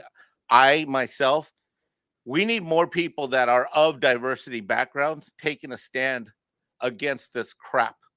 I frankly don't know how you guys have done it. When I say you guys, I mean white males, how you guys have put up with all of this stuff the last basically decade, if not longer, and to varying levels. But now, as the time has come, where I mean, because guys like me, we have it easy. We can be friends, but I can step aside out of the missile and know that the missile is not really directed at me. Screw that. I want to be in front of the missile right now because I'm sick and tired of watching the guys that I respect the most intellectually, or they're my best friends, or I call them brother in many cases, and they're just being attacked left and right. And frankly, there's not a lot you guys can do because the media is not on your side. The vast majority of YouTube isn't on your side. Social media isn't on your side. Well, damn it, I'm on your side. And there needs to be a whole lot more people like me that say, just because I don't like some stupid ass story that's being told wrong, that means that me and all of my friends are racist. Give me a break. It's intellectually insulting. It's morally unethical. And is absolutely debilitating to us as a species if this is how people are going to act. And the time has come to stand up and say no. And that is why I will stand up in front and by anybody. Jesus Christ, I mean, just a week and a half ago, Matt Kadish got roasted too. He's another one of my buddies. And I'm sick of it. I'm done. And you know what? I am calling upon anybody and everybody of diverse backgrounds to put an end to this. Because if we don't put an end to this, it's never gonna end. Well, and you know, it's been one thing like, and thank you, Mike. I mean, It's been one thing that, white men in general, we've been used to being the butt of a lot of jokes for the past couple decades because, yeah, we knew that things were not as quote unquote fair or balanced for the longest time. So we were able to do that, especially dads, right? Like white male dads have been the butt of jokes for so long, right? That even Family Guy is basically built around the idea of a fat, schlubby, stupid dad, right? So like that's cool, we get it, but now it's become a point where you're right, Mike. It has become a complete attack. Like I've been treated in ways that I can never dream of. I've talked to friends about things that I've dealt with that they're just like, yeah, I've dealt with that too, and or they're of a different race, and it's like, yeah, I've dealt with that in the past, but I can't believe you're dealing with that now. And it's like, yeah, I never felt it before, and I'm sorry you guys felt this way. And I mean, I know I've always tried to empathize and whatever, but like now I clearly understand it to a point. But at the same time, I've had other people tell me that things have never been as bad as these SJWs are trying to claim they are, either on the other end, especially in the last 20, 30 years, right? It seems like we hit a balance and things were great, and then the scales tipped to a complete abnormal place where this whole world is just topsy-turvy, and it's disrupted everything that we're into. And, going back to the whole how America was perceived back in the 80s and 90s, about how Andre was saying, compared to now, I'm sure we got to be perceived as the biggest fucking joke in the world. And we're the ones that are pushing a lot of this bullshit. I don't even want to get too much into it, but I will just say for everyone that thought America was considered a joke when the Orange Man was in office, if you thought that was the case, for one thing, you're wrong. But for another thing, America was respected, more respected than for a very, very long time. Now, let's not even get into it. I mean, let's not even get into the current state. But I will say that the extreme mishandling of the American economy, I have never seen a nation be this badly managed from a financial perspective since Venezuela. I mean, this is Venezuela 2.0. And you can blame a certain dictator in the East as much. No, that's completely coincidental. We don't have anywhere near the inflation in Europe. We don't have anywhere near the shortages. Much, much closer. Well, speaking of said dictator, notice he didn't do shit for all those years, and then he just decided now to do it. But anyway. So yeah, like your standing in the world has never been worse. Ever. No, and I don't want to get deep into politics because that's not what we're about here. So let's get back into the swing of things. And Nick, of course, thank you for that super chat. And you can find him yelling at parked cars, I'm sure, tonight over on comics if you're into the political talk. But we need to move on with some super chats here. We had a Kuno 1876 who says KK's a necrophiliac. She keeps abusing Star Wars corpse. In that particular context. Keeping that context in mind, there's something to it. Yeah. This, I can't argue too much with. Robert Lyons says, speaking of Twitter, have you kind gents heard about the Grace Randolph backlash on Twitter in regards to Gina Carano? Yes, and we actually brought it up a little bit before, but I'm assuming you sent this before we had a chance to talk about it. But if not, go ahead and back it on up, and you should be able to hear our takes on it. But yeah, it's a bunch of horse shit, and more people need to stand up. It's actually more. It's malicious, and I do think because even Gina Carano addressed that this has been going on for a year now. Longer, and probably. The backlash and race showing is well earned. Needs more of it. Absolutely. And then we've got the Walt man here who says, Tom, buddy, I would love to mine some Star Wars salt, but we still got salt from last week's verdict. The spin is so bad it stopped being funny. Yeah, we just dropped a video down on the gaslighting, didn't they? Yeah, they did. And now Amber claims she's 100% gonna appeal. I think it'd be hilarious if she does. And not only that, I think I brought this up on Comics or Culture's show last night. that if she were to turn around and file her appeal just to be a dickhole, Johnny turns around and appeals the $2 million that he owes her. No, he should absolutely do that. Like, and fucking wins, and hers gets dropped. There are already rumors she's going to be cut from Aquaman 2 completely. Like, I think it's more than just a rumor now. I'll tell you. Yeah, that's going to happen. Yeah, I mean, I'll be shocked if it is released with her still in it. Who will hire her? Who will hire her now? Anyone, even who's watched like 15 minutes of the trial and her testimony, who would hire this person? And the other thing is she has no other way to become relevant. Her only way to be relevant is somehow connected to Johnny, even if it's just by, this court case. So she's not the only way to remain relevant and in the news and the spotlight on her is this case. She will absolutely appeal. I think the same result is going to happen. I think you're going to get the same result out of it, but it's the only way for her to, and also like part of the appeals process is just to drag out obligation, like the payment that she's required to pay. Like, I don't know. I mean, the thing is this, like, look, I've won in small claims court twice. I never got the money. The only thing you can do is you can send a bill collector after them and ruin their credit. So she might have her credit rating ruined. She might have to file for bankruptcy protection. I don't know. I'm not sure that's the case. And that's part of the reason I think they might have took it to Virginia. Yeah. I'm not, that's why I'm saying I don't know the details of that. Like, but having said that, I do think that her reason for wanting to appeal is just to remain relevant and be able to continue to fight. It's yeah. Yeah, you're right. What else does she have right now? Exactly. But there's so many other actresses who could be better than her in Aquaman 2. Yeah. I heard her before, same thing we had reported, obviously, and that was they were pretty much ready to talk to Emilia Clarke in the past about bringing her in. Now, I don't know if that's who they're going to, but that's who they had kind of had in mind. In fact, that even there was even a bunch of buzz around the Boss Logic art that he did, whether he was commissioned for that or not, because I guess they got really close. And Hamada kind of confirmed that on the stand with his testimony or in the video testimony, I should say. Okay. And and then she went and confirmed a lot more of it. Now we're hearing that, and again, to reshoot those 10 minutes is probably not going to be a big deal, especially considering what we know now about her role. Yeah. That she's in a hospital bed through a lot of it.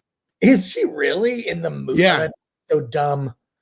What a weird way to they wrote her down, I guess, as much as they could. And that's kind of what I was told. Because when she come out and Grace Randolph, speaking of, when she come out and said, oh, she's only in the movie for 10 minutes anyway, I said, that's probably because that's what they cut her down to. And I talked to my guy. He's like, yeah, that's the case. That's most likely what they were able to cut her down to where her part could not be excised from the film anymore and still makes sense. But what that means, though, is that they have cut her down to the point where they know exactly what they need to reshoot with whoever and how long it'll probably. You're looking at like a week, maybe 2 weeks at most of reshoots, if that. Yeah, it'd be a great $1 million check just for that little bit of work. Do it. Good for her. But Emilia Clarke was the name that kept coming up more often, and I think that's who probably Momoa would push for, if I had to guess. Yeah, and I'm sure that she would jump at it. I don't know what she's up to, how busy she is, but again, being just a quick amount of work and then almost a guaranteed role in Aquaman 3, hell yeah. Well, one thing we know, they both have chemistry. Yeah, exactly. That's what Andre has pointed out too. Yeah, her. That question has been, answered. They have a lot of chemistry. They had a lot of chemistry in Game of Thrones. Why not reunite them? I think that would be very exciting for the movie. And then maybe they wouldn't have her be in the hospital bed, which is pretty stupid. But I hope that they. Well, on that note, Matthew W. points out for Hamada to show up, then for Amber and Catherine Arnold to spoil the script on the stand, she's done and is never going to work again. I pointed this out at the time. Wouldn't that even be like a breach of her NDA?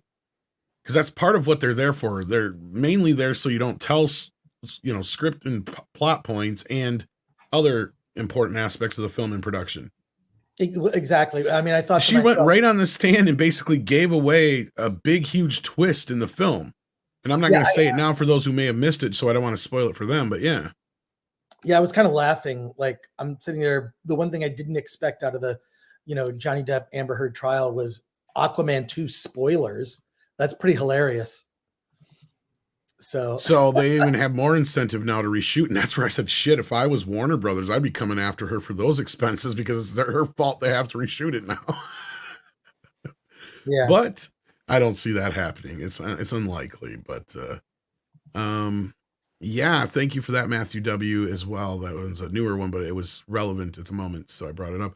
Blue-Eyed Roof Korean the Base says the drive-by media first demonized fans, then moved on to lawyers covering JD. They want YouTubers gone. You're affecting some consumer sentiment and money. Yeah. Why do you think Pablo gets set off by people like us? That's one of the main reasons. You had like what's that morning Joe chick, like Mika Brzezinski, or I think so. Yeah. Anyway, like she even was caught on camera saying that no, it's our job to tell you what to think. Exactly. That's pretty. I think Memology did a great cut of all the media, and they're freaking out over the Twitter business, and that's when they showed their ass big time. Mecha J says Rebel Friends is the YouTube channel that was the Obi-Wan alternate cut. There you go. For those who are curious, Chris Gore is bringing it up. Gosker Verlot says Disney Lucasfilm, we getting rid of EU for better continuity. Also Disney Lucasfilm, screw continuity. We are right garbage now. Yeah, pretty much. And thank you for the $20. Absolutely. That's really very generous. The hamster fund. Yes. House of Trady says my Top Gun Maverick watch count is 7 times. Wow. Nice. Wow. I've seen it 3 times. It's great. It's so fun. I'll have to try and see it. Dude, you got to see it in the theater, in IMAX or Dolby Digital. Those new Dolby Digital cinemas are amazing. Chris, have you seen it? Have you seen movies in 4DX? I have seen movies in 4DX. I love 4DX. I'm gonna go see it 4DX. Top Gun on. You Saturday. guys got to understand. I almost got to take a plane to see a fucking movie. Oh, dude, come on! You gotta get it. I live in the middle of nowhere. My options. I have a little hometown theater, but this is what pisses me off. And I'll try and keep this short because I know we're limited on your time, specifically, Chris. Yeah, no problem. It used to be one of those old school big screen 1-room theaters. And the idiots that bought it went and split it down the middle. And instead of moving the seats over so you have 2 smaller theaters, in each theater now, the middle is where you walk down and the seats are on the side. So each and every seat in the house is one of the worst seats in the house. Oh, God. They don't have a middle section to watch. Like, it drives me nuts. And the screen is so small. My TV at home is almost bigger. Well, yeah, the TV, we've got you can get a 75-inch TV at Costco. I have an 82-inch TV because I couldn't fit the 86-inch on my stand. It's just like, well, that I'm sure you've got great sound. It's when you've got that. Oh yeah, I got a Dolby Atmos DTSX system. Yeah. Well, you'll see Top Gun eventually. I mean, I'm sure it'll be on Paramount. I already pre-ordered the 4K Steelbook, but yeah. Oh, nice. Okay, well then you're gonna love it. You're gonna get to see it. Just crank that sound is really important. And the sound is amazing on the first one, let alone I can't imagine what the new one's like. Yeah. Andre still has to see the original. This is true. I have not seen it in 30 some years. I watched it for the first time the other night in 3D because I had the 3D Blu-ray. And I'm still not convinced it's a movie. I think it's a music video and or a commercial for a movie we never got. I mean, it's not bad. It's just like, it doesn't feel like there's an actual movie there. It just is kind of like segments of things happening and then end of movie. I'm going to shut up because we only have Chris for 10 more minutes. It's a good movie, though. I mean, I won't get me wrong, but it's like, I'm not sure I can call it a movie. It's an 80s movie. How about that? You see, it's like Tony Scott was figuring it out. And then like you watch Beverly Hills Cop 2 and it's like he figured it out somewhere in the middle there. Because the beginning of Beverly Hills Cop 2 is a lot like Top Gun. And then when you finally get into the plot of Beverly Hills Cop 2, it's like, okay, now we've got a movie here. But Top Gun just feels like just a bunch of things happening. It's like they're not all necessarily connected per se until you get into there's a little bit of a Tom Cruise storyline there, but it's very thin to me. I liked it though. I didn't dislike it. I can see why people enjoyed it, but Iron Eagle has a better story, I guess, is what I'm trying to say. Yeah, what are you gonna do? What are you gonna do? Echo Base Network says Top Gun 2 was great. My only issue was the soundtrack, minus the classic songs. and the other fighter pilots did not have the same on-screen charisma of the first movie. Did they even have any really? Well, they had charisma, but I could barely remember anybody's names other than the main three. So I don't know. Andre says #Merca, LOL. Yes. Merca. Yeah. Smells like Merca. Mecha J says the mainstream media is already taking Top Gun out to be political for in their reviews. Yeah, I've seen a lot of those. They tried that. Which only goes to show that the message is a really important and much needed one. Otherwise, it wouldn't be a topic. Well, Top Gun and Obi-Wan are two examples of what we always call is like the distance between the critics and the audience, right? We see the huge differentiation between the rating system, even though they're fortifying Obi-Wan's ratings now. I didn't know if you wanted to get into that at all. I know we're losing Chris here soon, so I don't know if you heard anything about this, Chris, or not. But no. Well, Obi-Wan's ratings, they were claiming it was being review bombed on Rotten Tomatoes and Metacritic. Is it? Because well, that's what they claim. No, just people are giving it bad reviews because they don't like it. So then all of a sudden, Metacritic and Rotten Tomatoes get an influx of about 500 to 1,000 positive reviews to get the number boosted back up. Right. Well, I guess I don't know what to say on that. I kind of feel like the audience rating to me is always the most honest, but I don't know. Maybe they need verified users. I don't know. Well, that's what Rotten Tomato norm already has. That's the thing is Rotten Tomatoes has already put in place all these things to try and prevent this from happening, supposedly, ever since Captain Marvel. But we're seeing the same exact thing again. And in the background, I mean, which is funny because honestly, I don't even understand why Disney is running this smear campaign on the fans and doing what they're doing with this, because even though they've not really backed it up, Six sent me some stuff from Hollywood Reporter and Deadline here. Disney is reporting that more people have watched Obi-Wan, the first 3 episodes of Obi-Wan, than watched The Mandalorian or Loki, and even more than like the first 5 episodes combined of those at only these 3 episodes. So it's not like people aren't watching the show. As predicted, I said this is going to be a bigger show for them. But they aren't showing any numbers to back this up, unfortunately. So we don't have Culture or Valiant here to give us a little bit more insight into that. But as we know, they're not under any obligation to really put these numbers out yet. But I can't believe they're just not banking or putting out there, the just singing the success and praise of the show that it does have, right? And that was one of my original points I brought up to Andre to begin with, is like, why would you even run one of these campaigns? Why don't you just, with Moses Ingram too, the same thing. Why is she even out there talking about the few comments she got, even if she claims it's hundreds?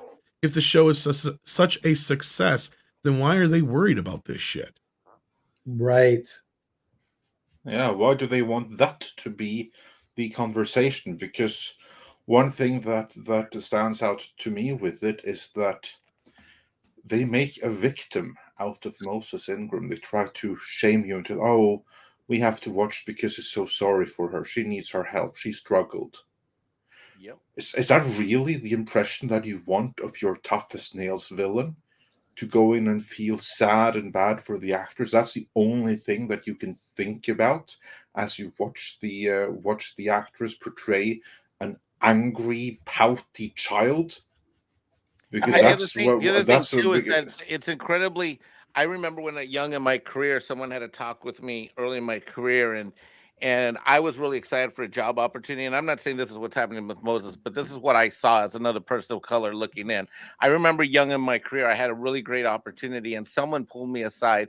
Later, I'd find out they're really more of an enemy of mine, but that took years to figure out. And they pulled me aside, and she was another Hispanic lady.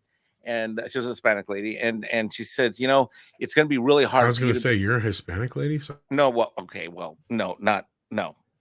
It's going to be really hard for you. Continue. Yeah. So anyway, so she said it's going to be really hard for you, because everyone's going to look at you different. And I did not come into this with any of that in my head. But when this person said to me, "Hey, you're going to have a really hard time. People aren't going to. They're not going to trust your judgment. They're going to you're going to have to work extra hard." I'm like, well, I always work hard anyways. But when they put that sort of ethnic race card in my skull, then I was like I was like reprogrammed almost. So later I found out that this person only did that because they thought I was a threat, that I might get promoted to their position, and they're trying to like keep me down and out and control me. And that's what I find this really disappointing, that they would change the conversation about this person's performance to tell her, hey, you better look out, they're going to call you racist, which is one of the most, as a person of color, it's one of the most things that there's one of the things that you can be the most insecure about, that someone doesn't like you because of something you can't control. And if Disney is such an empowering, amazing organization that is truly wants all the world to be, dandelions, flowers and rainbows and unicorns, that's not something you do to people. You treat people as human beings. And certainly in terms of creativity, you let great work and great performances speak for themselves. And that didn't happen here. And I think it shows us yet again, this is a corrupt company with corrupt people. Unfortunately, I gotta take off, gentlemen. I appreciate you letting me dip out for a sec to have a quick meeting. Anytime. And Mike, love hearing that story. I don't know. I don't know where I kind of feel like, having been around in the 90s and grown up in, the 80s, like, I feel we're more racist now than I've ever seen, where it's just 100%. openly like, it's weird. And it's weird. I hear from friends in other countries, they say, why is America so obsessed with race? Like, we just seem to be. It's very bizarre. So I don't know. Social media just amplifies it, and rewarding victimhood, I think, also amplifies a lot of that. And it's just sad to see something I loved as a kid, Star Wars, to be so ripped apart. I never remember any of it going to like San Diego Comic-Con in the 90s and the early 2000s. This was no one cared. Do you love Star Wars? Cool. We are friends. That's it. Like, no one cared about anything. And to see it get to this point is just very, very sad to me. So with that, gentlemen, I got to take off. I'll be back next Monday. Thank you, sir. I'm doing a live stream on Wednesday afternoon. We're just doing an earlier start time. It'll be after Midnight's Edge is over. So when Midnight's Edge is over, hopefully you'll come visit me at Film Threat. We're going to be talking about the new episode of Kenobi. I'll be talking about The Boys season 3 because I've seen all the episodes and it's much better than second season. We didn't even get to talk about it. I'm really sorry, guys. It's much better than last season. I think this season the criticism is more balanced, and I loved Inclusive Kingdom, where you can get a BLM BLT.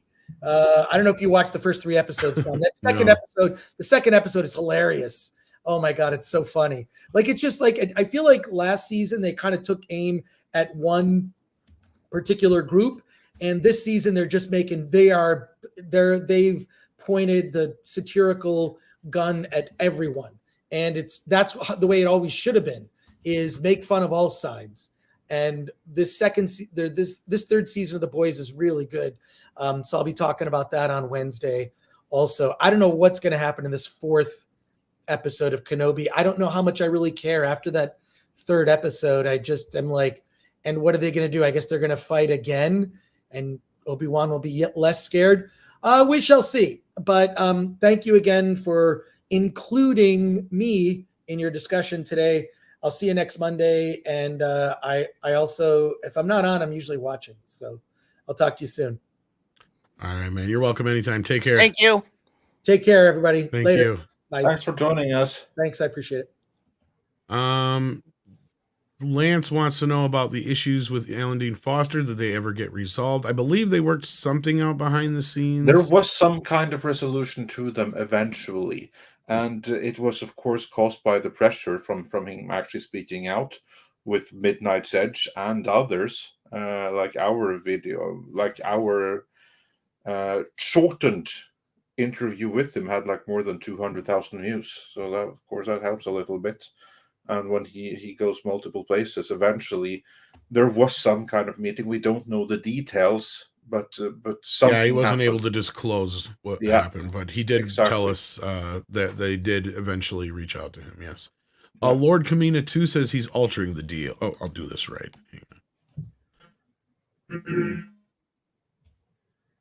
I'm altering the deal. Pray I don't alter it any further.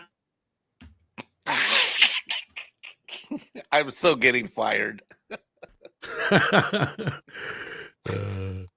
Rob Talk says, do you think Disney struggles with Star Wars? Yeah. It's essentially about war and complex threats we face. George Lucas knew how to tell it, similar to Tolkien, who lived it. Under Disney, there is no threats. Well, they are the threat. That's the problem. That's the irony. That's why they don't know how to write this shit. That's probably a point. Carlos Estrada says it was when HR became president or run by the insane patients. Why is this one coming? Why is it the blue ones now that are doing with the green ones? It was when HR became run by insane patients. Oh, okay. Yeah, basically, just like the lunatic asylum. Oh, yes. Well, HR has never done what it's supposed to do anyway. Well, the thing to keep in mind is that the HR, many people think that the HR department is there to protect the workers. No, they are not. The whole purpose of HR has always been to protect corporate interest against the workers by way of making sure that the rules aren't broken in the process. But they're not there for the workers. Never have been. Oh, yeah. Then we got Dash Attack here says, I know this might upset some people, but I'm hoping Rebel Moon movie creates a new Star Wars replacement franchise, but it can't be Army of the Dead. Now, this is that one fan project that they I believe that's the fan project. Yeah, yes. that they made its own thing. Yeah. See, and that's the way to go, if you ask me. Guy Thomas says it's about board of directors being scared about potential legal cases dealing with accusations. Even with little to no evidence, it's about mitigation of risk and potential. Yeah, it's driven by fear. It's like we're going to get rid of this person before anything is aimed at us. And Heartland Lander sent us an incredible 50 Canadian dollars. Thank you so much. That's really going to help towards new hamsters for Tom. Everything Lucas Story Group touches turns to shit, probably. They hijacked Boba Fett until nuked by B.D. Howard from orbit with The Mandalorian. They were also involved in Solo, sequels, Obi-Wan, Resistance, High Republic, and Star Wars YouTube, the KK-verse. Greetings, I'm new. Well, welcome, Heartland. Yes, welcome. I'm so glad to have you. I just want to point out something that's... Now, Mandalorian worked, right? We all agree with that for the most part. Mandalorian, I think, worked pretty well. Okay, Mandalorian isn't a legacy character, right? No. Yep. What about Boba Fett? Yes. What about Obi-Wan? Yes. Let me tell you something. Anything that's canon has to go through Pablo Hidalgo. Just keep that in mind. And then it has to also go through Filoni. Keep that in mind. So that's two things that all of these things have to go through before they actually get done. And Favreau's also a little bit more distracted than he usually is. Keep that in mind. So here's something else to consider. Why should we think if any of these things are going through, say, your Kennedys or your Filonis to a lesser extent of damage, or to a Pablo Hidalgo to a great extent of damage, why should we expect that anything that comes out would be good, and why would we like it if at the same time we're criticizing and know the people that are making it are crap and think we're crap? This, I don't know if it'll be Awesome 6, but it may be a little bit more hands-off as far as... But it happens in a time period that's full of canon, unfortunately. So that has yet to be seen. I think the one thing we can all agree on is that we have no idea what we're going to get or if it's going to be any good on any given, no matter who works on it at no matter what time. I think that's kind of more so what it is. And that's my point is, like, clearly if anything is canon involved, it's going to go through Hidalgo. And notice his little active ass has been more active lately. But anyway, thank you for that so much. And then Basara says, Basara549, sorry. Remember, Sad Puppies, year 3, where author Brad Torgerson, am I saying that right? Was slandered as racist and having his black wife of 20 years and 10-year-old daughter as a shield. He did. Yeah, that's messed up. Yeah, I don't know. I'm not aware of the situation, so I'm not going to comment on that. Michael Beeson says, I'm ready to just give up all films and TV. I'll stick to old books and real life. Life is too short. I think that's what he means by RL. Yeah, real life. Life is too short to be accused of evil anytime I don't like something. You know what? Yeah. That's a healthy attitude. Very healthy attitude. Not only that, there's 100 years of movies and television to enjoy already. So yeah. Carlos Estrada says, on a positive reviews, I've heard nothing that Napoleon Dynamite is a documentary of life in Utah, as mentioned by two lawyers raised in Utah. I've never been to Utah, so I couldn't say. But I've heard things to that effect. but it certainly seems a little bit like it. I would like that to be true. And then Mr. Tickle Trunk says, for $2 Canadian, we're all just fans, Mike. No color, just people. That's indeed right. We're all the same fundamentally. And I think that's their main problem, is they can't make us all a boogeyman, because that's a problem for them. Brett Cohen sent us a super sticker. I'm not sure what it is. I don't have my other window up. Do you happen to know what it is, Mike, or no? No, I don't. I'm going to pretend that it is a Shiba dog summoning lightning and saying ultimate power. How about that? Is that okay? Yeah, that works for me. Blade Ribbon says many of the SJWs conflate their own personal trauma, thinking this is how everyone is treated. Their worldview is extremely narrow. They do a lot of projection, don't they? A lot of projection. I noticed that on Twitter a lot. Ramjam 3000 says Neon and Geeky did a video the other day saying how anti-consumerist marketing is now a deliberate ploy to guilt people into watching. Yeah, that makes sense. That sounds right up the alley of shows like Obi-Wan and Batwoman and that sort. Well, it's a natural reaction of those who tend to be communists, who guilt people into giving them things they don't deserve because they don't believe in meritocracy. Well, it just goes to show they think the audience is stupid already. And not only that, they think the audience is stupid and naive. And that's why they don't like us. Is because if we actually, here's the thing. They try to pretend we're few and far between. So they try and play like we don't matter. If that's the case, then why are you making such a big deal out of us? And if our opinions didn't matter, we weren't right, then why would you consistently try to come after us? Like I said earlier, it took Pablo Hidalgo less than 5 minutes. 5 minutes to respond to my tweet.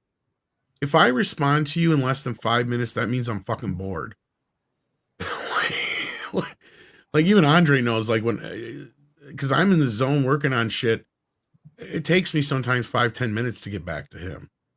So like if somebody on Twitter, like to me, if I was Pablo Hidalgo, I'd have more shit to worry about than sitting on Twitter talking to people.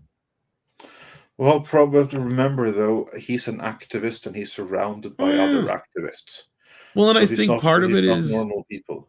I think part of it is he was told for a while to stay the fuck offline, because you notice he was a bit more quiet, and some of the things he was saying in his responses to me and Matt Kadish reflected that. Because he even said things like, oh, I normally don't comment, or I shouldn't even be out here doing this. It's like, yeah, you dumb fucker, you shouldn't. Because all you're doing is stirring the pot. And it's not helping. You know, let the fans have their fun, and whether it's good or bad, just let it be. Kind of like with Mangold, speaking of Kadish. Mangold, if he should have just kept his mouth shut, or if he did say anything, just be as neutral as possible, right? And I will give Pablo a little bit of credit. He wasn't being as antagonistic as he normally is, but he was out there acting like he fucking knows everything, because he knows he's the fucking end-all, be-all of Star Wars canon. Which I wouldn't be proud of. Which is also ridiculous. But moving on.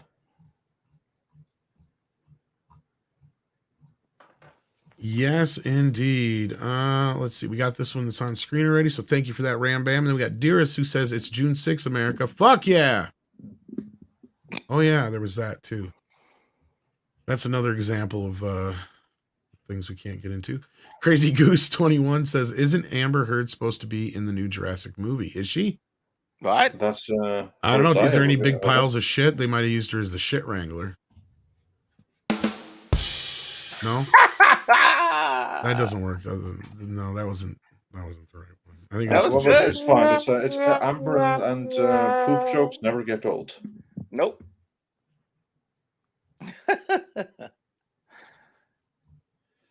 So all good and well. It's not on our IMDb page. I haven't heard anything about that. I was going to say, if I would have heard a long time ago she was going to be in I don't think she's in anything coming up here. That was and if kind she of the was point. in something, I'm sure that they would have cut her out of it. Well, there's a project called Run Away With Me that's in pre-production that she's credited to on our IMDb Pro. I think that production is going to run away without her. And I think that's very possible. Unless it's some indie movie that's predicated on her being in it. Supposedly, she's in post-production and has a role in something called In the Fire, a thriller. A doctor from New York travels to a remote plantation in the 1890s to care for a disturbed boy. Oh, Jesus Christ. I can see the woke seething already. That sounds pretty tone deaf. All these people are slaves. This is wrong, sir. Wrong. Amber Heard is the one woman who could save an entire race of people. This boy is the key to everything. Well, the boy will find the secret. The boy ends up being, quote, the boy is possessed by the devil and is the reason of all the village's woes.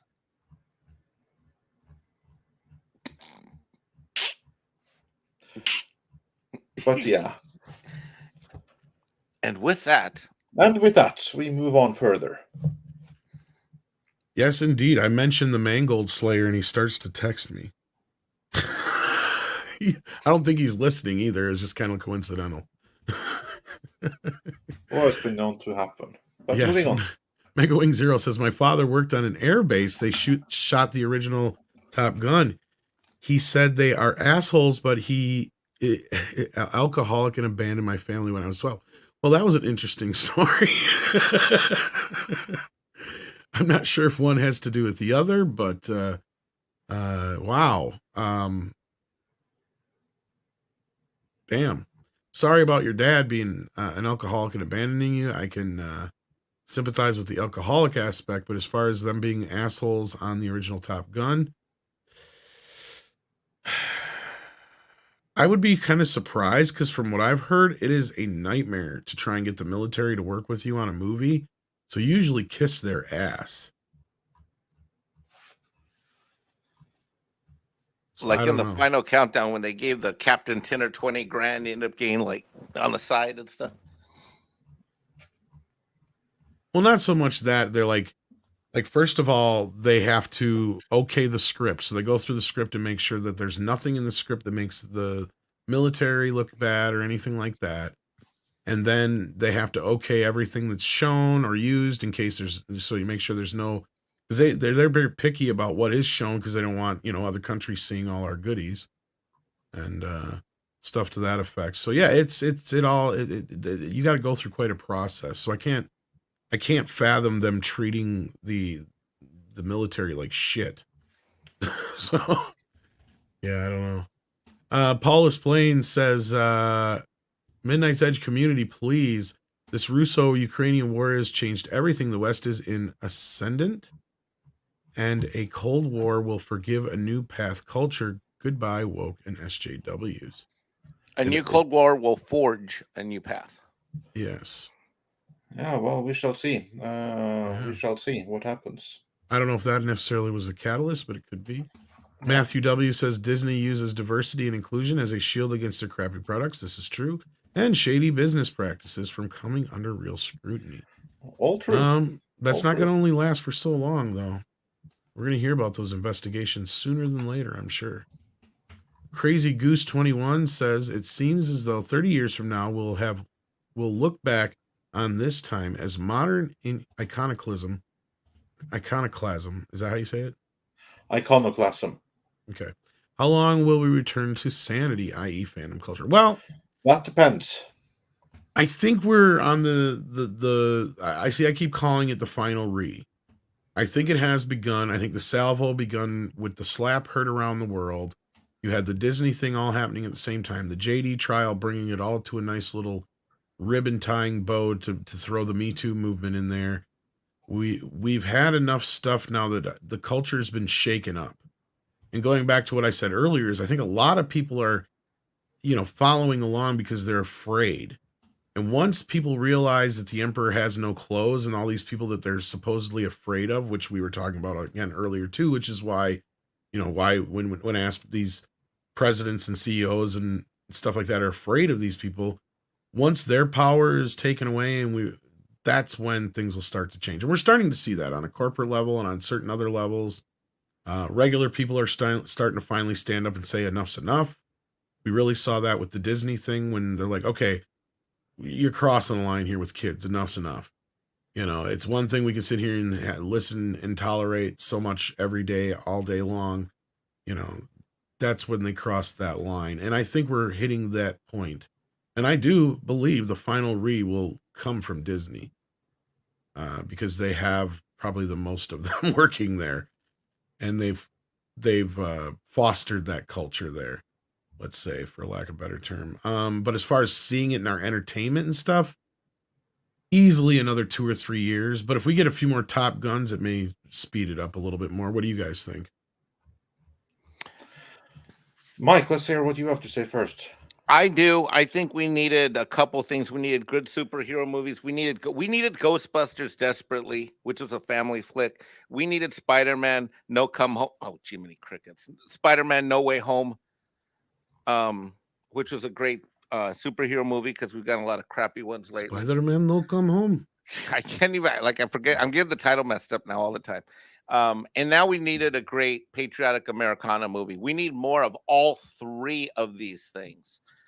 We need more patriotism, more family fun, and we need more superhero movies that aren't weird as all hell, which is what I found Doctor Strange to be.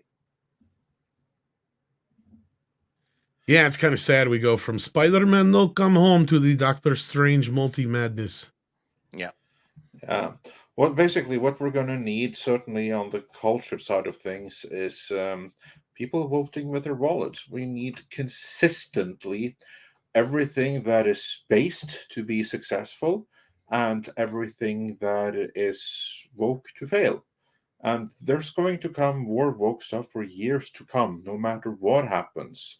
So it's just really important that the general populace and movie-going public and TV-going public are awoken from their slumber, see what's going on, and then make some deliberate decisions of what to watch and what not to watch, and vote with their wallets. And also, as I say, when you have like something like Disney Plus or something like Netflix, just skipping it out entirely, that's not a great move, because that way, when they do have something good, you're not supporting it. It's actually really important to support everything that is good. That's why I'm so happy about Top Gun Maverick actually doing good. I haven't had the opportunity to see it myself, partially because I need to see the first one, but I'm very happy to see it do good.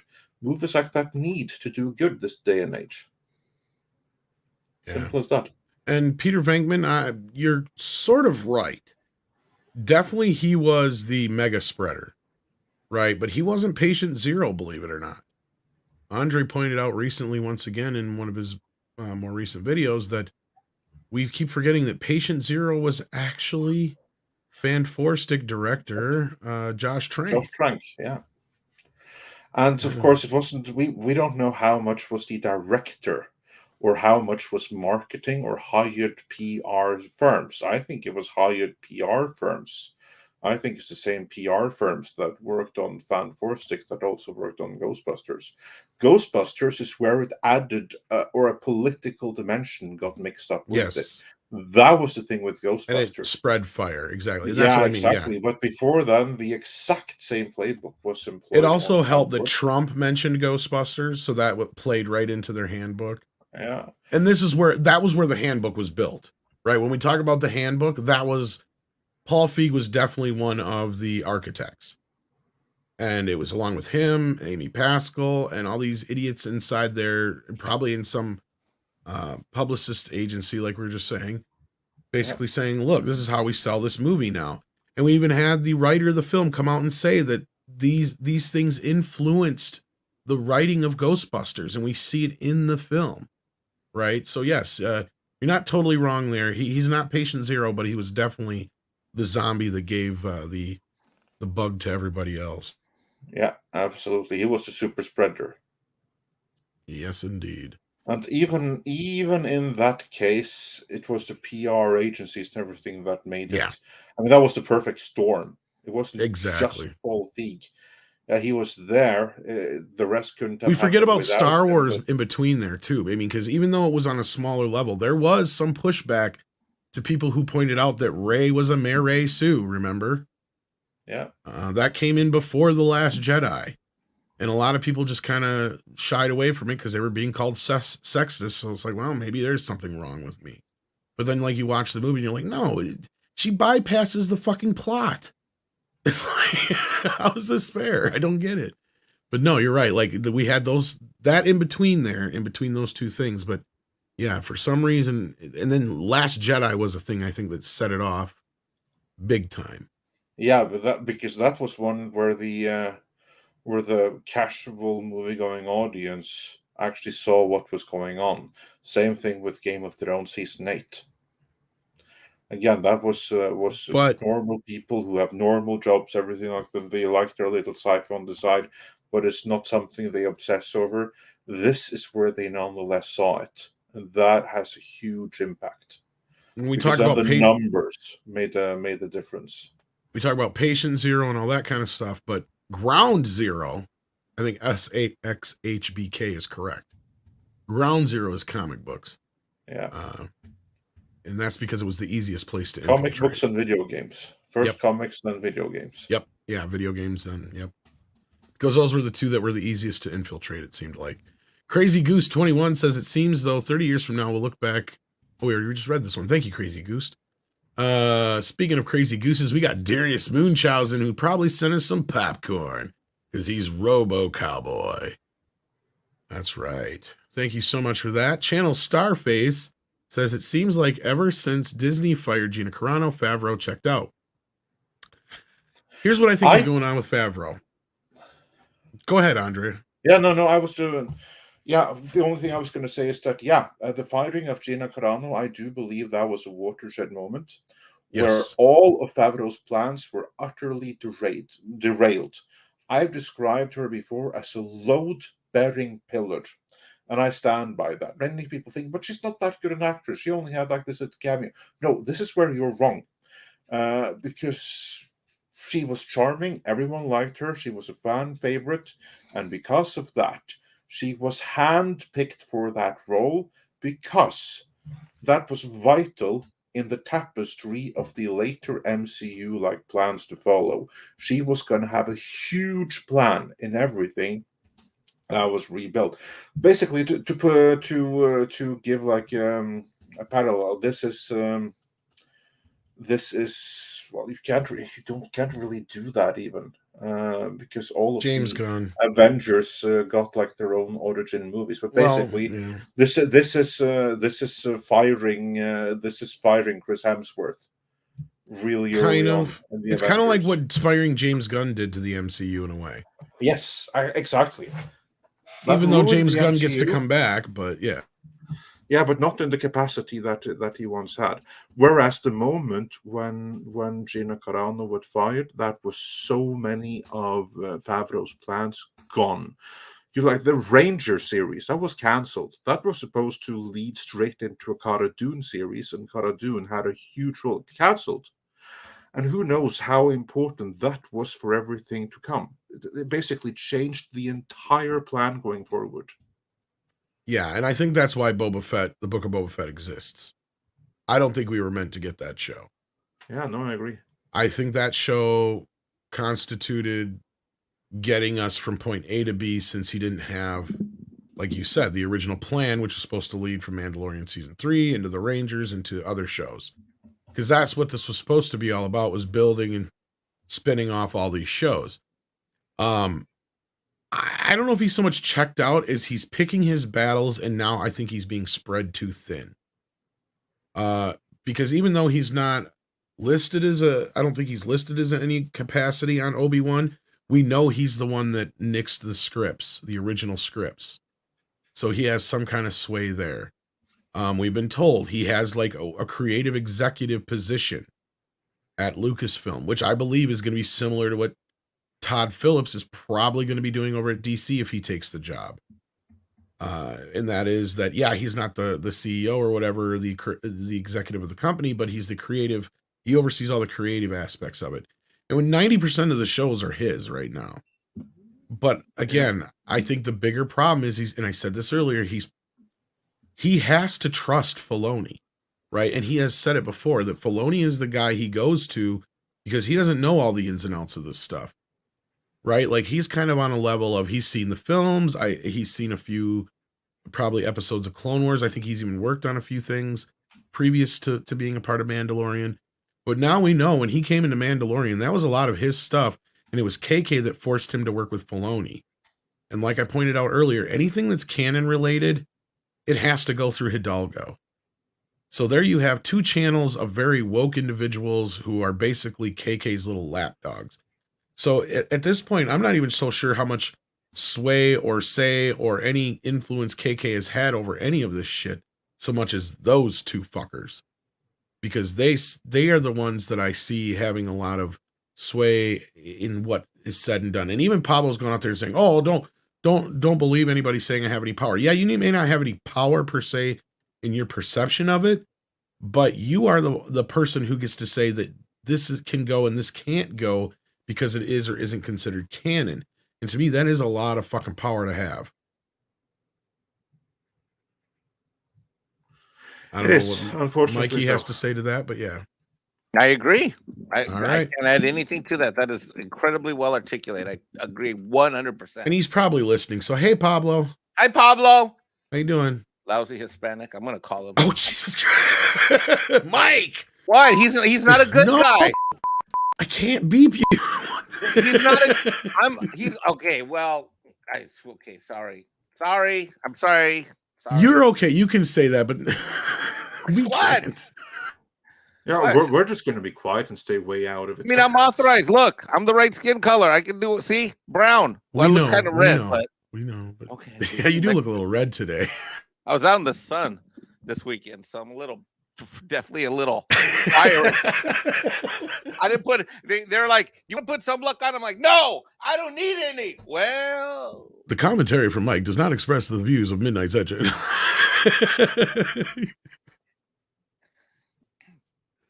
But moving on. Yes, Blue-Eyed Roof the Korean the base says fans predicted Obi-Wan bait and switch. Disney reused rewriting Ripley ploy to control mainstream narrative. Sooner we accept Disney hates the fans, the better. It's not that they hate the fans, they just hate us fans. That's what it is. They hate everyone that doesn't get aboard with their brilliant plans for Star Wars. And that's what they different Star Wars. And that's what they say when they mean those are not the fans we want. That they mean us. They mean the ones who actually hold on to these franchises. That they don't need us as far as they're concerned. Kathy has even said that she's making Star Wars for the future, not the old fans. But I think Favreau and a few other people who actually want to make good Star Wars are inside there. They are there, and this is where this Civil War or Cold War or whatever you want to call it. I know it's been blown into many different directions, but it is real. There is a group of people who just want to make fucking Star Wars, regardless of their political views. And there's other people who worry more about what's between their legs and the color of their skin. And unfortunately, right now, those people are the ones who are steering the ship. And every time Favreau seems to steer the ship in the right direction, somebody comes along and swats his hand off the wheel, it feels like. And whether it's by firing Gina Carano or giving somebody like Leslie Headland a fucking series, it's you name it. There's all kinds of little slaps that happen along the way. Dr. Long Dongler sent us a super sticker. It is a little boombox, or no, it's a little controller. I thought it looked like a boombox at first. A little remote controller from a video game that says GG. So I think he's saying good game. Well, thank you, Jesus Davila. Or wait, that's the wrong one. I got Dr. Long Dongler right now, 6. Do you know what that one is? She sent me the next one, which is from Jesus Davila here. But I don't know what Dr. Long Dongler's one is. Let's just say it is... Oh, she got it here. No, she didn't. Thumbs up. It's a thumbs up. Thank you, 6. And thank you, Dr. Long Dongler. And also Jesus Davila as well. Then we got Mega Wing Zero coming in again, who says, all companies use diversity and inclusive BS is using it to hide their bad business practices. For example, McDonald's is diving into the woke, but has a history of treating their workers like trash. Well, most of these corporations do. Oh, absolutely. And then suddenly they get all virtuous and talk down. Exactly. You know what's funny, though? You do say that. I've seen probably some of the least woke out of McDonald's. Like, of all the companies, it seems like they've been a little bit more low-key, but unless I'm missing it. Well, they did screw up pretty majorly in one thing there, but I don't. What was that? I don't recall the details right now in this moment. So let's just move on. Yeah, I was gonna say I'm trying to stretch to remember. I know Burger King was more recently. They just did their stupid thing. They were trending yesterday because of that inclusive bun shit they were doing. It's like I've had sandwiches come that way. I take them back when they fuck them up like that. Johnny Menick says, hello, everyone. Canadian in Europe. Oh, hello. I watched episode 3 of Kenobi. When I finished, I canceled my D+ subscription. Hold that thought for our next video. Yeah. Just hold that thought. Mikey, what were you going to say? Oh. That's all. Master Clockwork says, is this seriously the fixed script for Kenobi? Yes. Because I don't know what he means there. I think he means it feels like. Oh, the original one was probably him taking Luke on his adventure. I think so. Yeah. I think that or a younger version too. Like, I don't know if it was 10 years after the fact. I think it was more like 5 maybe. Because remember, they said it was too much like Mandalorian. So a 10-year-old isn't too young. So you got to imagine probably it could have still been Leia, but probably a younger version. Like I said, it had to probably be a baby.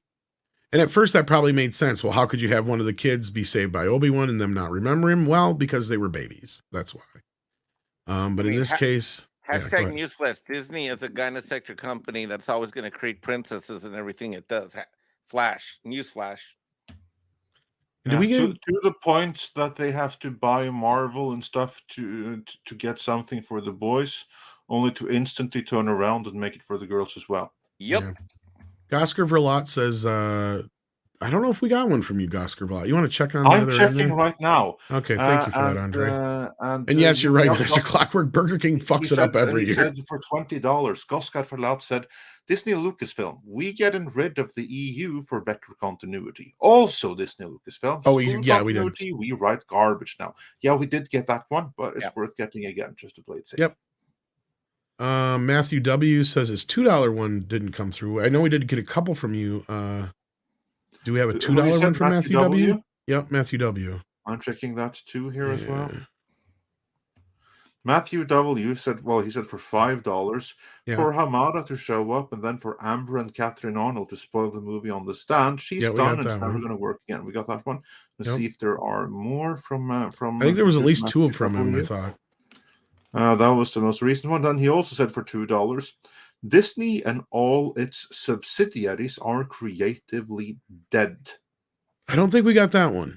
No, that one seems new. So, I guess we did miss that one, but we got it now. Marvel's on the way there, but outside of that, Disney is back on the same cylinders they were firing on in the time when Mars Need Moms and John Carter and Lone Ranger again, if they keep it up. But with that, do we have anything left in any member chats, or are we mostly through? Did you get Cash Kester, who is a member for 14 months at the Edgeworth level? I have an excuse. I canceled my Netflix. Yes, we did get that one earlier. Thank you. No, we're good. I think we got everything, and 6 helped me at the end there with the super stickers, which your timing was perfect. Other than that, I think we're going to wrap things up. Is there anything else we needed to cover, Andre? I just want to remind everyone to check out the Ladies of Toxic Femininity later tonight, and also tomorrow, Midnight Sheds Espanol. Plus, we may have a video dropping for you before long here. Woohoo! So stay tuned. See, I make my own sound effects, Andre. Woohoo! Yeah, I actually prefer those. Uh-oh. Within reason. Ruh-roh. And with that, then I believe that we are caught up. So I'd like to say thank you to everyone who joined us today. Our esteemed guest Chris Gore. Check out his channel. Link is in the description. Culture Casino as well. His link is there too. Script wasn't here today, but for good measure, we threw in his link to his channel there as well. And yeah, Toxic Femme, Midnight Espanol, and video before long. Planar Aspect says rest in peace his super chat, so I'm going to go and check that. Because I don't recall anyone from there, but I'm checking Planar Aspect if we got. I think we got one, but that was earlier.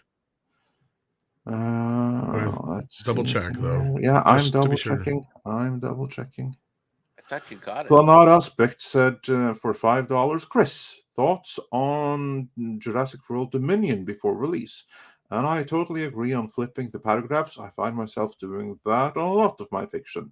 We actually did not get that, but sorry we didn't get it in time, but hey, at least we got it. We'll save it. Well, you know what, Andre, save that for next Monday. We'll get that with Chris next Monday. How's that sound? That sounds like a plan. So make sure you make a note of it or screenshot it and put it on your desktop or something like that so you don't forget it. Then Paulus Plain says, Midnight's Edge Part 2, the Russo-Ukrainian War. The brave men and women of Ukrainian show the world that Europeans are not bad. Fuck goodbye, wokeness, and SJWs. P.S. Andre, Top Gun 1 is number 3 on Netflix in Norway right Yes, now. I know. Many Norwegians are discovering it now. So that's awesome. That's cool. Now I just have to do it as well. And then Master Clockwork pointed out that we missed a middle of his super chats, which would be for $5. Kenobi would be the perfect show if they did 3 things. 1, remove Leia. 2, remove Reva. And 3, never have Obi-Wan and Vader have a direct encounter. Yeah. That would go a long way. Yeah. Yeah, and sorry about that. 6 was gone earlier today, so I was trying to keep up with everything on my own. But she was able to come in at the end there and help me with the super stickers and stuff like that. But I don't think we did too bad. We missed a couple, though. Yeah, but it's good that you let us know, because that way we will get them all in the end. Anybody else got any before we go that they think we may have missed? I don't want anybody to feel like we missed their super chat, because no super chat gets left behind here. That is for sure. I'm being marginalized. Where? I don't know if we need a Days of Thunder sequel. Oh, no. No one's asking for that. The first one was okay. And with that, it is time for some marsupials in the rain. Koalas in the rain, koalas in the rain, no fucks given. Koalas in the rain.